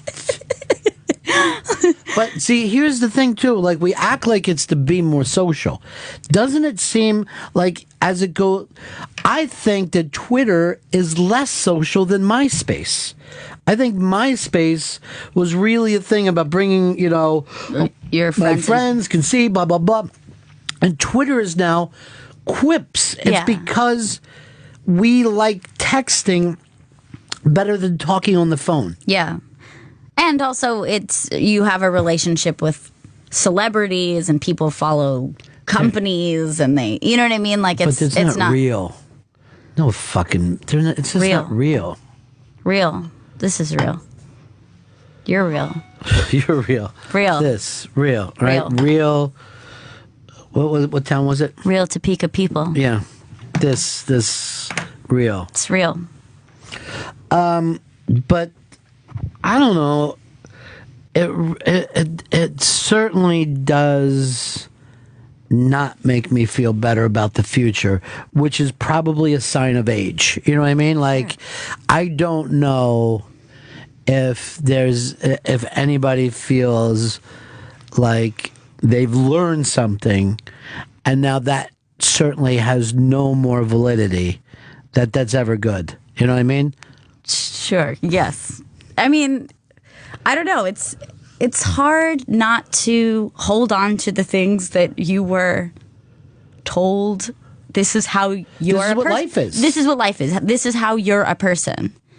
And you know, the other day, my friend was telling me that he had to explain to his mother in 2015 that your computer is not a mailbox in which mail goes to that specific computer. Yeah. And he was so freaked out that all of this time has passed that she still thinks that like her work email goes to her computer at work. And she was like, I can't get my work email here. This is why people don't respect their parents. Exactly. This and is he's like, why. What do you mean? Well, that's at my work. That's my work email. And that's at my work. I got to go to work and check on my email now because going there. And he was just so freaked out. Are you kidding me? This is what you believe? This is why people don't respect their elders. Yeah. And they used to. You have to imagine something. If your parents would have taught you something, like, say, in the 1600s, it wasn't to teach you to get along better with other people. It was to save your fucking life. Yeah. Everything that they were just looking at you like, you're going to go outside. I've sharpened this stick. You know what I mean? And when the bobcat comes at you, under the chin and up through the throat. You know what I mean? Like, you don't... and people are acting like the world's crazier today than ever. I'm like, you're fucking nuts. Your kid used to get a head cold and die on the floor. You know what I mean? There was nothing. It's just different. Yeah. It's not more crazy. But do you feel like it's less human? Do you feel like every tech... And I think that this was what Black Mirror is about. And this, for the people... By the way, Big Neil Tyson had never heard of it before. Is that right? Yeah. Oh, you know why? He wasn't in it. But he's gonna dig that, I think. yeah, I don't know. Or he's gonna be like, this doesn't make sense, and here's why. The universe has over. We should just do stuff when he comes in. We'll be like this. We'll just act like, okay, so the universe has 6 planets, right? Now.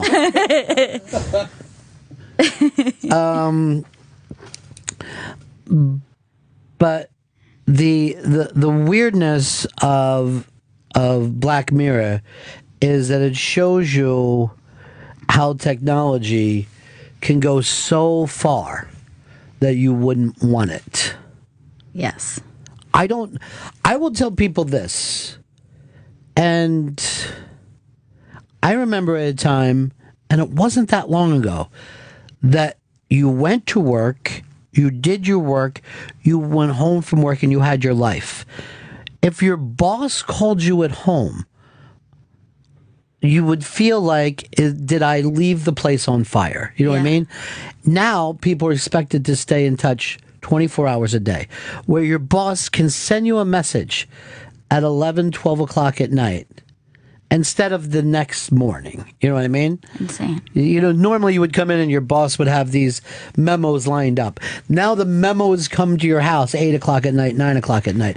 It doesn't make life any better. And in the same idea, because we're connected to so many different things and we're doing so many things at once, we are always at work, and at work we're never quite at work either, because we're able to text or buy something on Amazon, or you know what I mean? So it's like you're That's pulling a really the good work point. day out, but the time that you sit down and do your work is no longer quality either. Well, they have to say to people, we don't want you to look at porn at work. Now, I'm sure in the 1980s, no memo went out, don't bring any porn magazines or porn videotapes to work. You know what I mean? That would have been, we're sending you to a psychiatrist. Right. You have an illness. But I forget who said it, that the work machine and the porn machine are the same exact thing. The work machine and the... Oh, you mean as in your... As the computer, Yeah. It's the same thing. So, you know, you're working, and then I'm looking at porn. How did that even happen? Well, I think it's kind of hilarious that in every advancement of technology we have, the next step after we invent it is how to incorporate pornography into that thing. And it's been happening forever. It's not anything that's new. It's not anything that's worse. The second someone decided, okay, let's try to, you know, someone created a camera, they were like, and let's take pictures of women. But it gets even weirder than that. It's almost like you should buy stock based on it, because what porn decides to do ends up becoming the thing that's the most successful. So when like DVD came out, there was the laser disc, right? It was like all at the same time, and no one knew who was going to win this, and porn started going more to the DVD, and that's what it's like. Porn pushes technology. A, they're always the first to buy up and fill up content, and B, they're always driving a lot of things. But I remember when you would come into New York City and Times Square would be, you know, just creepy fucking girl shows. You know, like even if you saw them, you're like, ugh, what, I don't believe I'm here. This is disgusting, right? And it was like, isn't this the most awful thing? We have this in our city, and we've moved that out of Times Square and into our homes, our cars, and our work. Yeah. You know what I mean? Like, it on some level, it's what we want. But it also, imagine the strangeness that people these days would do if they did have to go back in time. Like, people always like, I'd like to go back and be in the 1930s. You know, you'd be like this all the time. Let's go, mama. You know, people talk. They took their time. Yeah. People on Sundays would sit on the front porch and relax and drink a nice iced tea or grandma's lemonade. They weren't like, just texting, moving. You need so much more. It's like, we're meth heads. People can't even sit down and have dinner with one another without. And I'm not saying I'm exempt from this. I'm saying when I'm in a conversation, sometimes I can already like feel myself like grabbing my phone and have to stop myself and be like, "There's nothing I need to see. Like, I can just be in this moment right now." You don't want to miss something though. What if somebody tweets something that's I always so have great? my phone at dinner, but I'm never texting. I'm always taking pictures of my mashed potatoes. And then I'll put it up on my Instagram under, "Look at these taters." Or, "Oops, more taters." Oops. And then the next one I'll do, "Didn't I tell you? I love taters." Just made these taters. You know, the only thing, I love Instagram, but I have no followers, and I don't know, you know, I'd love to get some feedback on my tater pictures. I just want something, do you ever eat anything besides taters? I know that you don't have an Instagram, I don't think, but if you had one, you would be shocked how many people take pictures of food that is so unimpressive and disgusting looking. Well, most people eat at Chili's, so who wants to see a picture of Chili's? Like someone will be like, "Just made this," and it'd just be like some toast with like a piece of avocado, and you're just like, "What?" So good. You should become the Instagram heckler. Just heckle like, "Oh, your food looks like shit." This is disgusting. Yeah. Did that come out of your ass? Just kidding. But did you puke it? Hashtag puke an ass. Puke from your ass. Let's just spend all of our time fucking with other people's Instagrams. Why not? Your grandchild looks obese. So this Black Mirror deal, it's almost a Twilight Zone that deals almost exclusively with technology. And I think we know technology is bad. I think we've always known. Yes. Everybody but the Japanese, who keeps building robots that are going to enslave and kill us. Which we know is going to go. We know. It's going to go bad. We know it on a cellular level. We've always known. In the 1890s, they didn't even have a fucking corkscrew. And yet, Jules Verne is like, "Don't fuck with robots." Right. You know, he's just writing it constantly. Robots are going nuts. And the people there are like, "You mean a rowboat? No! No, a robot. What is that? Something that hasn't even been invented yet is going to kill us." We know it. We also fear technology, so I guess it's because of what you're saying, because it's something that changes within your lifetime, but we're fascinated by it and completely terrified. Well, we know it changes us, and we know it changes the people around us. So we're always afraid of those sci-fis where people look like kind of glossed over and weirded out, and you know. And you're like, oh, and when you're talking to your chick and she's looking at a little glowing box with her thumbs going back and forth instead of paying attention to you when you're trying to tell her what a jerk your boss is. You know? Or the stories that I'm always trying to tell about those fat cats down in Washington. That's why I want to take over for these cartoonist guys. You know, and start drawing. I want to be a political cartoonist. And I'm always going to like draw like a pig and then I'm gonna like put like a Uncle Sam top hat on him, and I'm gonna write Congress across his bunny. That's good. Yeah. That's your first one. Yeah. That's great. And the thing at the bottom I'm gonna put is like, I eat my own shit. Because I'm gonna stay edgy like those fucking guys. I always like that in their symbolic cartoons. It always has to like wear a little shirt that says Congress Right. or like just its foot is like Republicans. Yeah, GOP. They always write GOP instead. And so then they're farting and it just says tax waste. You're like, really? That's what you work on as an adult? I'm drawing up a strip right now, and I hope it's not offensive. It's called Little Muhammad, and it's just about Please don't. Muhammad as a child. Please don't. This is a bad idea. Why? It's gonna go bad. Some people don't like it. I don't care what they like. My name is Fez Watley, and I live in the West Village.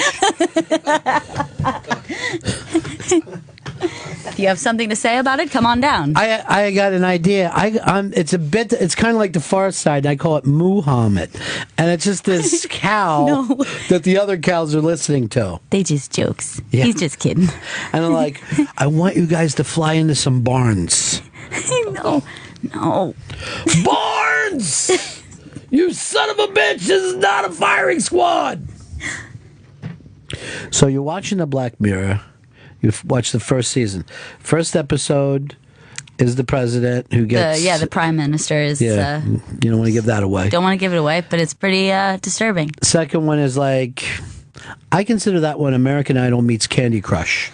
Yes. What if you were inside Candy Crush and you lived there? And like that part of Wall-E where everyone's like on little motorized scooters and Okay, stuff. all right. Combine that in there. And then the third one is the mirrors, the memory eyes. Yes. So you have a chip that's implanted in you. We should say this. Spoiler alert if you don't want to hear about episode 3 of Black Mirror. But you have Spoiler alert. Spoiler alert. This gives you an opportunity to turn off your radio now if you don't want to hear about the third episode of a British TV show. So I'll just give you some time to turn your radio off.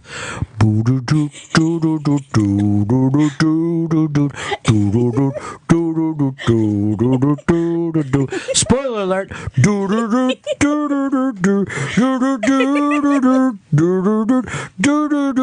Spoiler alert in 15 seconds.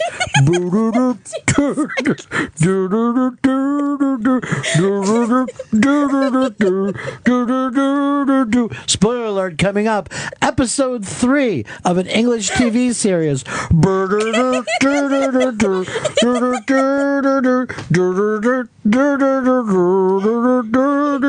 5 seconds until spoiler alert.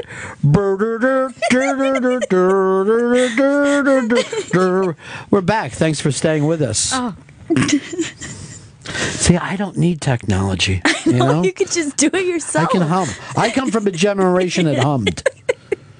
I wish I didn't call myself a generation. So It's hard to say things sometimes. oh, it's hard to say English language, you know? I'd like to be those Chinese where you just make noises. That's lucky. I find Chine, you know? And everyone likes you. I think those are words. Yeah. So this episode 3. All right, well, you can take a couple minutes for yourself. I can read this thing about Robert Kelly. Robert Kelly tonight is the Unmasked. So here's what you can do. At 2 o'clock today on a show called Ron and Fez over on Raw Dog, which I believe is just going to be Fez today. I want to get out of this snow as quick as I can.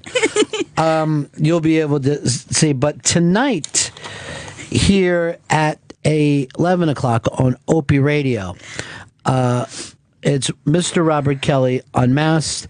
There's some clips and a story up on the Interbank today that is just terrific. And then right after you listen to that interview, you can watch him tonight on Raw Dog from the Underground. And then it plays again here, 11 a.m. And if you listen closely, you'll be able to hear Opie laughing in the background at his buddy, Robert Kelly. So now that we've given people a chance that don't want their alert spoiled. There's some kind of chip that you get that your memory is saved and you can replay it anytime that you want. And the question, or show it on the screen and show it to other people. Like, here's what happened at work today. What do you think? Yeah. The weird thing about this technology is, it could happen sooner or later. Yeah, that's, I think, what's really great about that episode is it's not completely far off from where we're at. Yeah. It kind of felt like that could be where we're going in the near future. Like when you used to watch Star Trek, you're like, oh, I see, this is 400 years in advance or whatever. But now we're always like, it's coming. You know what I mean? The cars are going to look the same. You know what I mean? Like, it's not going to be that different. Right. Now, that one, well, it weirded me out for two reasons. Number one, the fact that you would become obsessed with your own past. But number two, that technology does nothing to ease the human condition of jealousy. And I consider jealousy right up there with dope sick. You know what I mean? Like, it's the worst ways in the world that you could feel, obviously mourning a loss. Yeah. Dope sick, where, oh my God, I need dope but I can't take it. And then jealousy it's horrible, and it's the worst. Some people don't suffer from it. They're the best people. Yeah, but that always shocks me because your mom is not a jealous person. I know. Yeah, no, she's not. But oddly, so you would think that would make me not. But the thing is, yeah, I have a reason to be. No, but but even when I was younger, it would come and go at different. Like, it's never been like a constant thing. But because it can sort of creep up on you, I think it's and you have, or it feels as though you have no control over it. Yeah. Because at the beginning of the episode, I think you're kind of following along with the way that they're using this technology. Yeah. Oh yeah, you can say, well, what do you think of this thing that I experienced earlier today, and show it to your friends or to your family, and then be like, oh, I think it's probably like this, and help you interpret your own experiences. And then it starts to play into a relationship where you start to use it in arguments. No, that's not what you said. You said it like this. And immediately I started thinking, God, I need that. Like, wouldn't that be great to be able to say, when you feel like, I know I was right about that thing, I would love to be able to prove to another person that that's exactly how that person said that thing and you don't remember it correctly. And then the way your obsession can just turn on you. Like, it's just, you're going to take something in technology and you're going to make it evil yourself. You are going to make it bad. Your own obsession. Yeah. And that, it's not even an obsession that you can do anything with. What's your upside of having that kind of jealous obsession? You find out you're wrong, which means you keep going because you feel like you're close to it. Or B, you find out everything that you thought was true, which is also destructive. Yes. Terrible. That episode made me stand up while I was watching it. I was sick to my stomach. Oh. Through the whole thing. And maybe because we both share a jealous gene, and perhaps you can see. Oh, I hope it's not genetic. I hope I taught it to you. That might be even easier for you to kick. I learned. Oh, it's terrible. But see, this also had me thinking about memory. Most people's memory is so bad that when they tell me a story that I was there at, I just assume that they're dumb as shit. But then what would make me think that I remember things any better? Like if you read a book, let's say you're reading a book and it's like a rock biography, right? Mm-hmm. They'll be like this. When Tom Petty came into my office, I thought there was something special about him. And they'll start to recreate this conversation. Oh, and you're like, I know this is a lie because who could remember what you guys said to each other in 1976? You see it all the time in rockumentaries where somebody's taking credit for discovering someone. Yeah. And that's when I told him, you should be doing this kind of thing. Put on leather pants, Jim. You're the fucking, I don't know, Gecko King? Let me keep going here. Lizard King. That's you. By the way, worst fucking handle anyone ever had for themselves, the Lizard King. It's a little weird. That's dumb. But see, I have friends, and their memory, it's not that it's incredibly bad, but it's so, they've compressed everything. So I'll run into guys that I knew, like in high school, and they'll be like, oh man, you remember that weekend we went to Wildwood and we hooked up with those chicks from Conshohocken and we beat up those Puerto Ricans. Remember, we went to that fucking Aerosmith concert that night. You know, and you're like, you've taken 5 years of memories and shoved them in a week. And they're like, and then they're always like this, man, everything was fucking great back then. And I'm like, really? Because I remember we stood on a lot of fucking street corners waiting for our man to fucking swing by. Yeah. He was always late. Fucking, you know, everything seems like it was a little. And then I think, well, why would I trust my memory anymore? It's just mine. Right. You know? But this is what freaks me out about, you know, everyone brings up the technology of, you know, machines, but it's the technology of drugs that has changed so much, man, that everyone you know takes some kind of drug now, and the commercials are about drugs. Like we were talking earlier about the DARE program. They kind of don't take drugs, it's a shortcut, it's gonna end. And then you watch a fucking football game and it's constant what to do with a drug. Yeah. If you would watch a football game, you would believe that men's penises don't work for any. They can't have sex. They can't piss. They can't, you know. And you're just like, do we need that many drugs? There's an epidemic. Yeah, like there's What's going a on lot. with you guys? A lot of people who aren't even sick but are taking drugs every day. If I showed you the amount of pills that Fez eats on a daily basis, you'd be shocked. For physical stuff or for mental stuff? Both. I mean, it's like a bag of M&M of pharmaceuticals every day. God. How can anyone just keep taking so many pills? And yet, he's not unique with that. Yeah, no. You know? I know a lot of people who, well, I can't remember if I was talking to you about this recently, but when you meet somebody who's going through something that's really horrible, bad tragedy, and then they were prescribed something to get them through this tragedy, it's like, yeah, that was a really bad thing. You should totally feel really sad about it. You should have post-traumatic stress. You should be sad that your mother passed away. These are like normal emotions. My mom died, so I started taking pills, and I feel okay about it now. Thank you. Thank you, Paxil. That's not a good idea. I feel probably great. supposed to feel. I don't even remember her face in my mind. You know, I mean, you're crazy if you're not devastated if one of your parents dies. And is it just me, or do like none of these drugs work? They don't seem like. I know. Do you know anyone who's on an antidepressant who seems like this person's pretty together? Most of the time they say, I have to go back and we have to fix what is going wrong. And then I have this friend like that, and now her stuff is even going into physical stuff, right? Because of different things that happen from the drug. So you don't know what, you don't know where to start unraveling this thing to fix it, because it's the original problems, which probably did exist. The anxiety was there, the depression was there. Then the drug gets done, and then you're dealing with the drug wrong. Then it's the drug that they tried to change it with.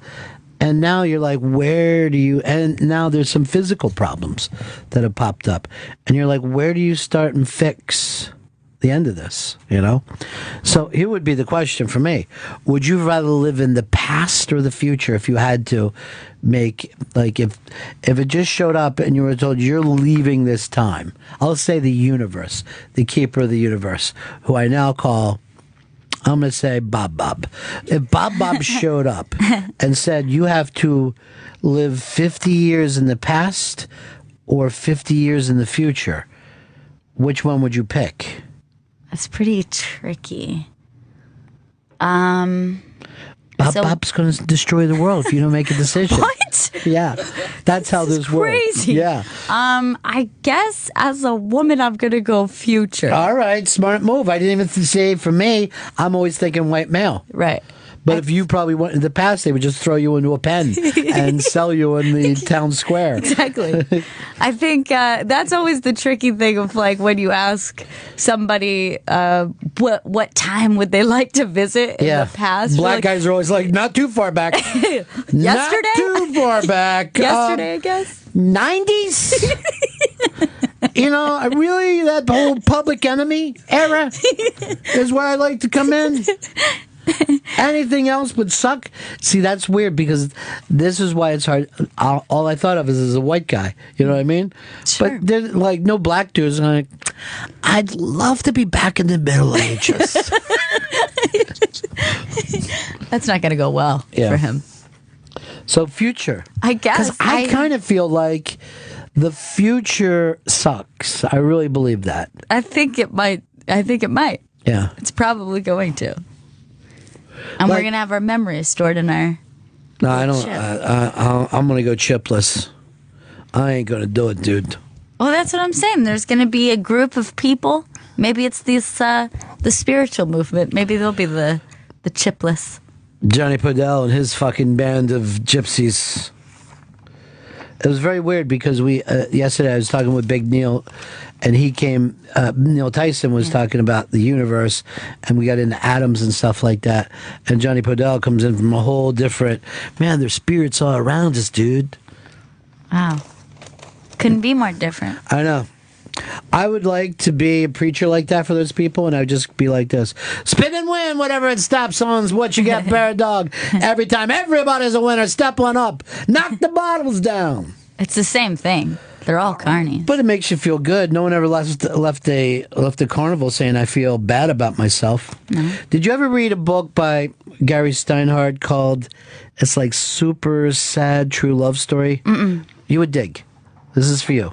Okay. Put it on your Kindle queue. Is there a Kindle queue? I don't know. I don't have one, but You don't have a Kindle? No. I remember giving you a Kindle one year. I gave it to my brother, but now I kind of wish that I had it. It was a Christmas present.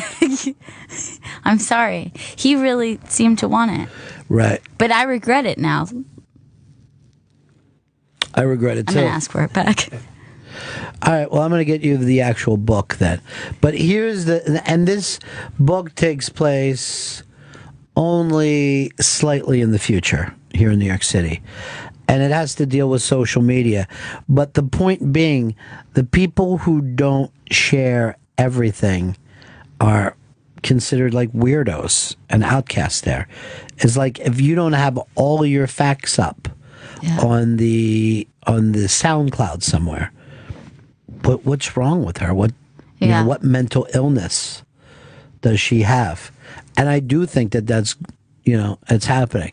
Like, I don't think we're going to be that far away from a president that we've seen his dick somewhere online, or a first lady that we've seen her tits. Right. Maybe next one, two away.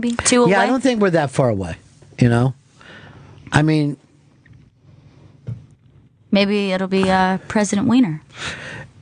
It could be Wiener, but when people are going like, I don't know why they made a big deal about that. Because we used to say, oh, we'll never have a divorced president. That was considered, how could you trust someone to run the country? Right. Now that, they've proven that they could not run a marriage properly.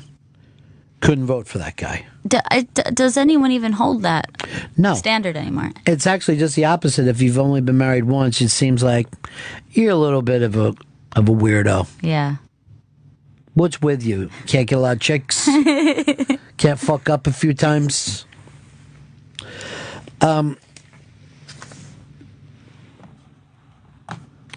Let's go over here to here's Will in Texas, wants to bring up Black Mirror. Hey, Will.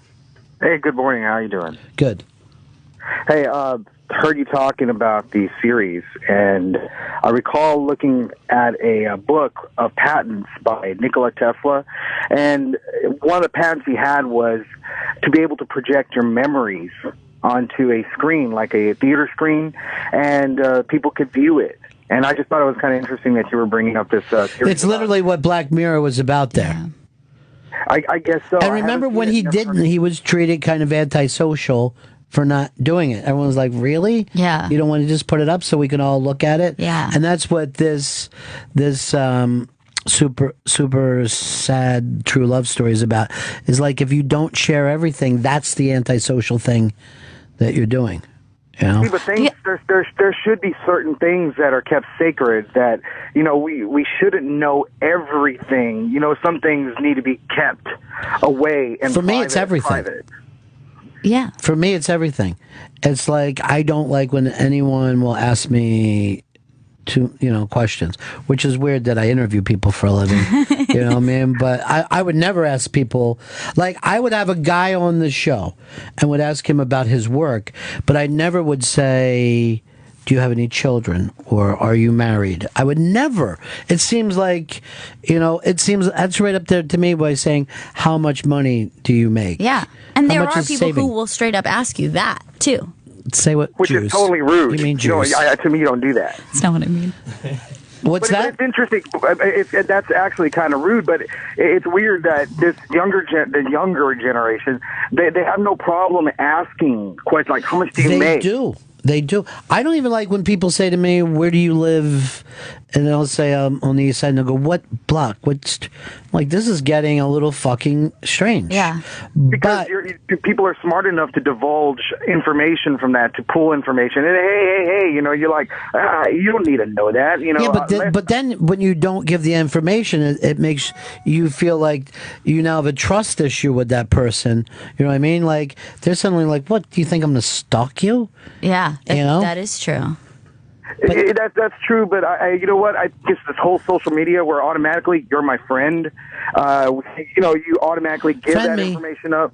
Yeah, friend me, and boom, you have my information. I think that the whole courting has gone away in every aspect of our life. It's automatically, you're my friend. Da da da. Here's all. Well, the more information. people meet in like Match.com type things and get married than meet anywhere else now. Yeah. That's bypassed it. And if that isn't a gigantic adjustment in the way human beings act, I don't know what is.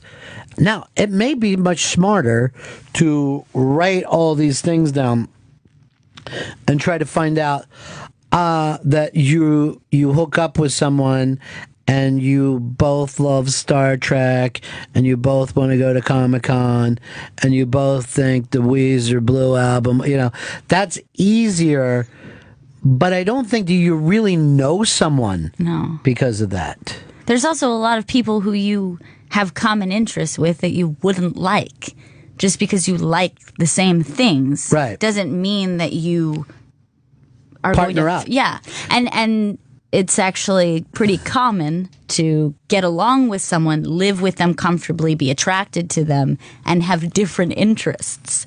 It's a good thing. Right. So all these people on like Tinder and like Match.com or whatever, everyone is looking by common interest. Yeah. I don't know if that's necessarily Yeah, you're right, because if you partner up with somebody, let's say in a business, you want to have different skills. Right. And it also works well in a relationship, particularly if you're going to bring kids into it, because then people can do different jobs without, Sure. just always being together all the time. Those people are fucking nuts. Sure. But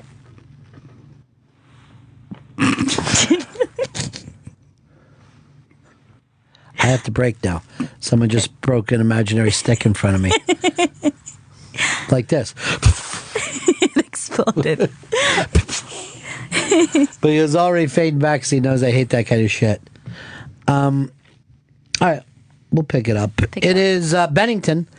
Hashtag Bennington on the Twitter.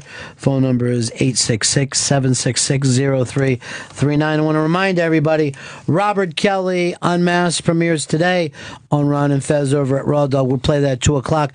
But you can listen to it tonight at 11 p.m. on Opie Radio, and it right here, and it replays Sunday at 11 a.m.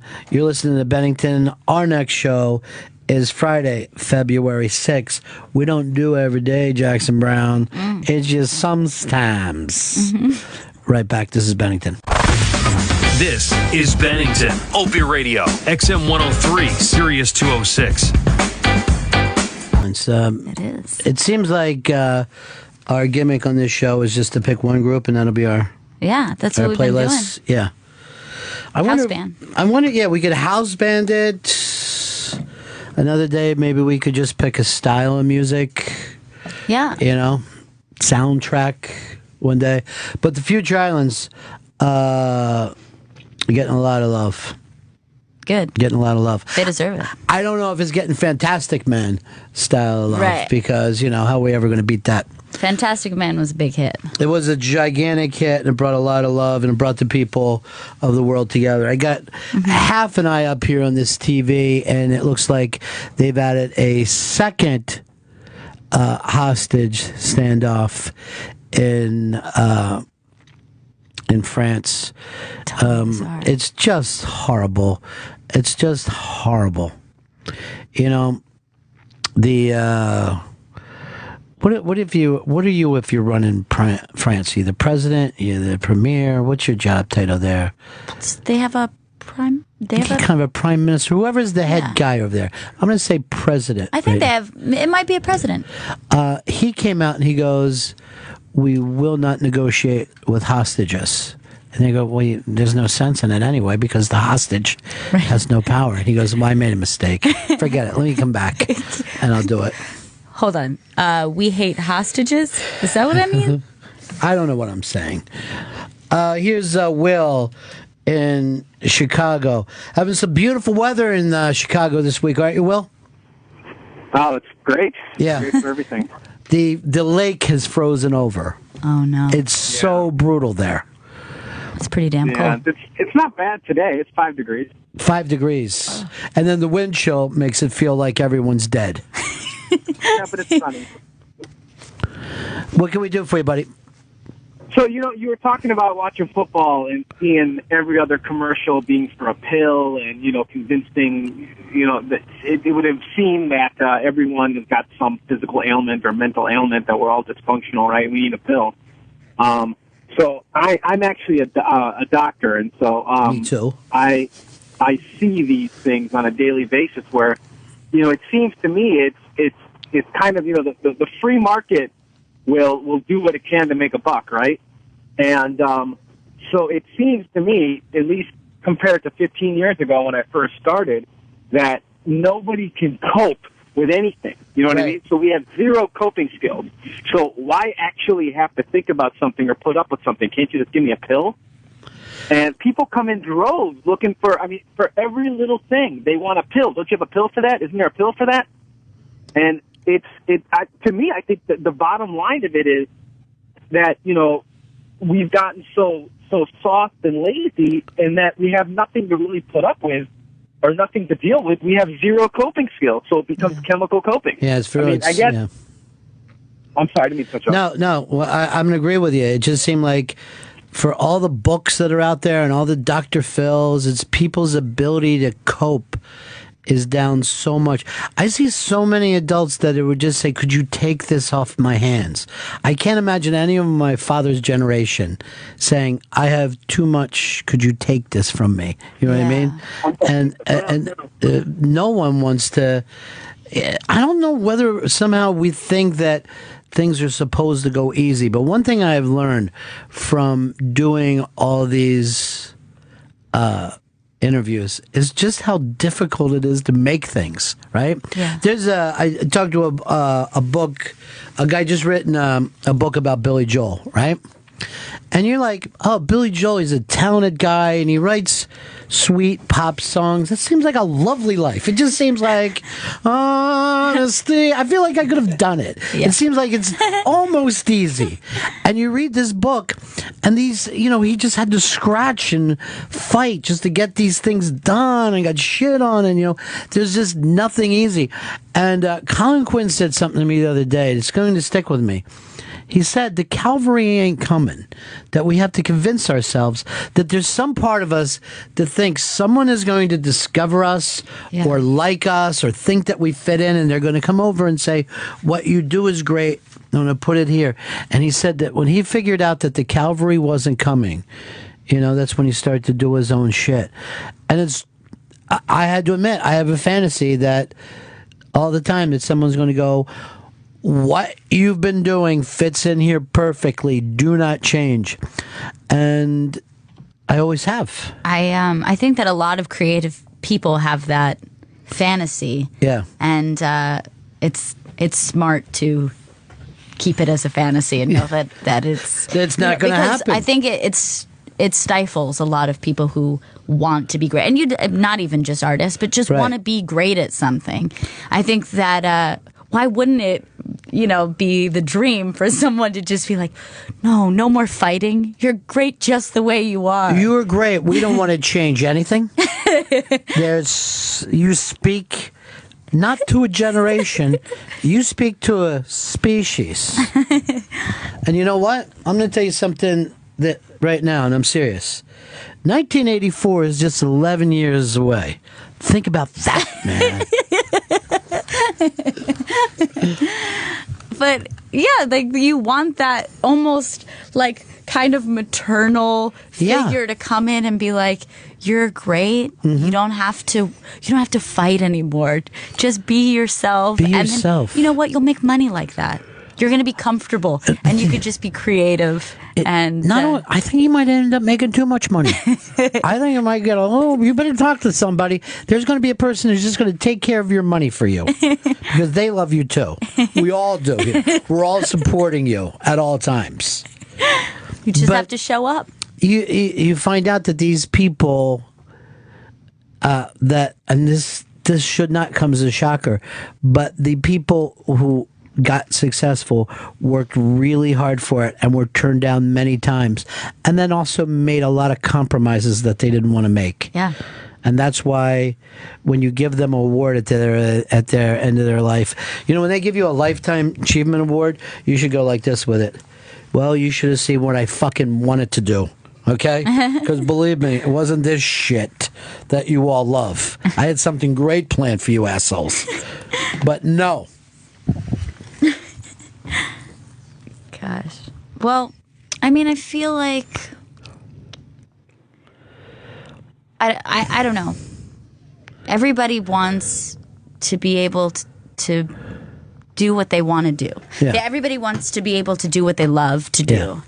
And it's hard to keep it in your sight that it's something that you would actually have to struggle for. Because nobody wants to struggle. Why would you want to? Why would you want to fight? Yeah. It's not natural. And yet, now that Jay Leno's done the Tonight Show, all he talks about is how he got notes, how they said, could you start writing more jokes for 18-year-old boys? Could you switch this in? Could you take these guests? And he basically said, I just wanted to do my jokes, and then I had to do all these other things. Like, he did all and it appeared that way. If you look at him, it looked like he was suffering most of the time. But they gave him a lot of money, and blah, blah, blah. But my point is, it's just never perfect. It's never the way it is in a fantasy. I read this thing not too long ago. They said fantasies are kind of dangerous because you don't put the struggle in the fantasy. You know what I mean?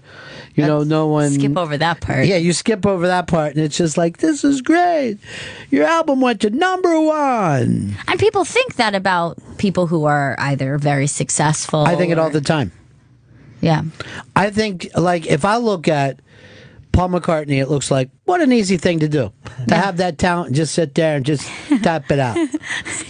Easy. Someone's knocking at the door. I mean, it's hard to believe that that's fucking hard. Somebody's ringing a bell. Because I know it kind of like, I think I could have done that one. I've heard people knocking at the door, and I've heard them ringing a bell. I didn't want to get up, and I said to my brother, do me a favor, open the door and let them in. But I didn't do it musically. It could have been you. It never is, though. Somebody's ringing a bell. So what we're saying, ladies and gentlemen, is no one is happy. Nobody. Literally no one is happy. No, nobody's happy. Right now, the people of France are terribly unhappy. You know, this is the type of thing, when you see it on TV, that creates prejudice. You know what I mean? Like, you see something like that, and they represent one religion, right? Yes. And it just makes you think that religion must be just awful. And it's hard to share.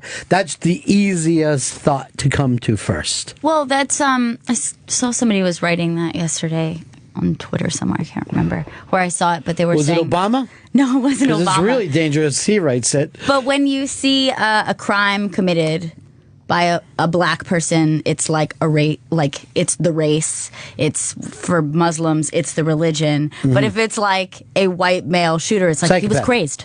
Yeah. He was a crazy person. But we know that. We have enough evidence to show that that's true. Well, I don't know anything about Muslims. I'm pretty ignorant when it comes to them. Sure. I know two things about them. One, they hate cartoons. Two, they fly directly into buildings. I probably should research them a little more. And they do that thing where they walk around that wheel for some reason. Mecca. A little more research, maybe. I don't know, but research. It seems to me... And it would be very helpful. There's no center to their church. You know what I mean? There's no center to their religion. Like the Catholics have a pope who, if someone did this for the Catholics, a pope would come out and go, oh, well, man, this isn't us at all. I don't get it. But since there doesn't seem to be one leader. Yeah, they need a spokesperson. Well, the thing is, the Jewish religion is the same way. There's no single leader. The Catholic Church is set up like a nice big corporation. Yeah. You know what I mean? It's Walmart. You know what I mean? Mm-hmm. It's for people by poor people. It's for poor people by poor people. It's the FUBU of white people, really. And the Pope would be out to say it. But because no one is able to come out and say that, do you know who the head of the Catholic League is? Bill O'Donoghue in New York City? Yeah. He's, it's best to describe him as a piece of shit floating around in a piss bucket. But he doesn't work for the Catholic Church, but he runs this, it's like a fan page for them, I guess. Sure. I don't know what it is. But he actually said this yesterday. I could see where those Muslims were coming from. You know, those cartoons. Oh, they really get on your nerves a little bit. You know, they do a lot of jokes like that. Now see what happens. I'm not saying they should do that, but you can see it.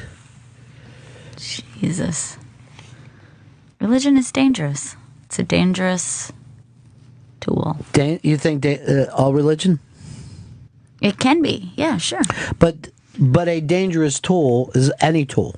Yes, any tool exactly. is a dangerous tool. It's only dangerous when it's in the hands of somebody who... and this may be like a certain prejudice, but I'm very comfortable with spirituality and never comfortable around religion. You know what I mean? But that just might mean that I don't want to do the work to go into a religion anyway. That's kind of interesting. That is a serious prejudice that I don't know if maybe it's where we live, but like I feel like I know a lot of people who are like that, where if somebody brought up something that was somewhat vaguely spiritual, the universe. Yeah, or like even an experience that was kind of like surreal and like I'm not saying that it was this, but it was kind of a spiritual and everyone's kind of leaning in and being like, wow, really? That's interesting. And then someone's like, I was raised Christian. And everyone like leans back like, but oh, like, I don't.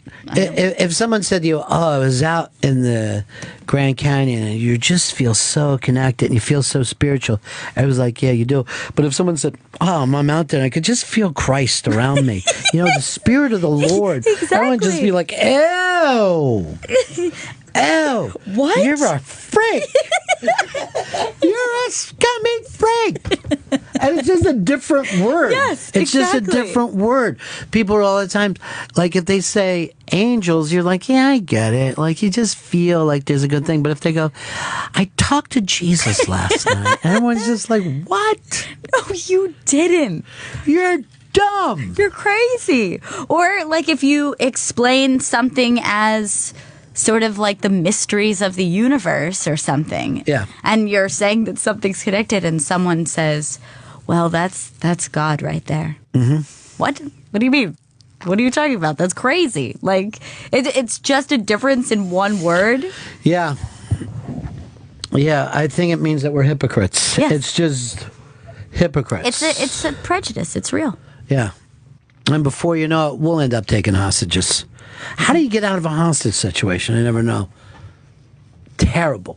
Awful to look at the news today. It's really brutal, man. Coming up tonight here on Opie Radio, check out Robert Kelly, Unmasked at 11 p.m., replaying again on Sunday here, and you'd hear that all weekend long on Raw Dog as well. I want to tell the folks in the New York area that there is a great pub crawl going on. Light of Day charity organization helps fight Parkinson's. Rick Shapiro, Artie Lang, Robert Kelly, Todd Berry, Rich Voss, Big J. Okerson, Greer Barnes, I can't follow Greer Barnes, Mike Pichetti, Kurt Metzger, Bonnie McFarland, Godfrey, Mike Vecchione. The list goes on and on. You can see them at New York Comedy Club, Stand Up New York, and the Village Underground. Go over to the interrobang.com to get all the details of that. Oh, we got to wrap this one up. Gail, thanks for hanging out today. Thanks for having me. Good stuff. This show will be back February 6th. I'm going to jot that down. Yeah. Don't jot it. Put it into your phone. I will. And coming up on the Ron and Fez show today, you can hear Robert Kelly Unmasked. That's it for us, guys. Have a great weekend. See you a little later on the Ron and Fez show. Just don't even watch the TV. You can't fix it from here anyway. Just try to have a nice weekend.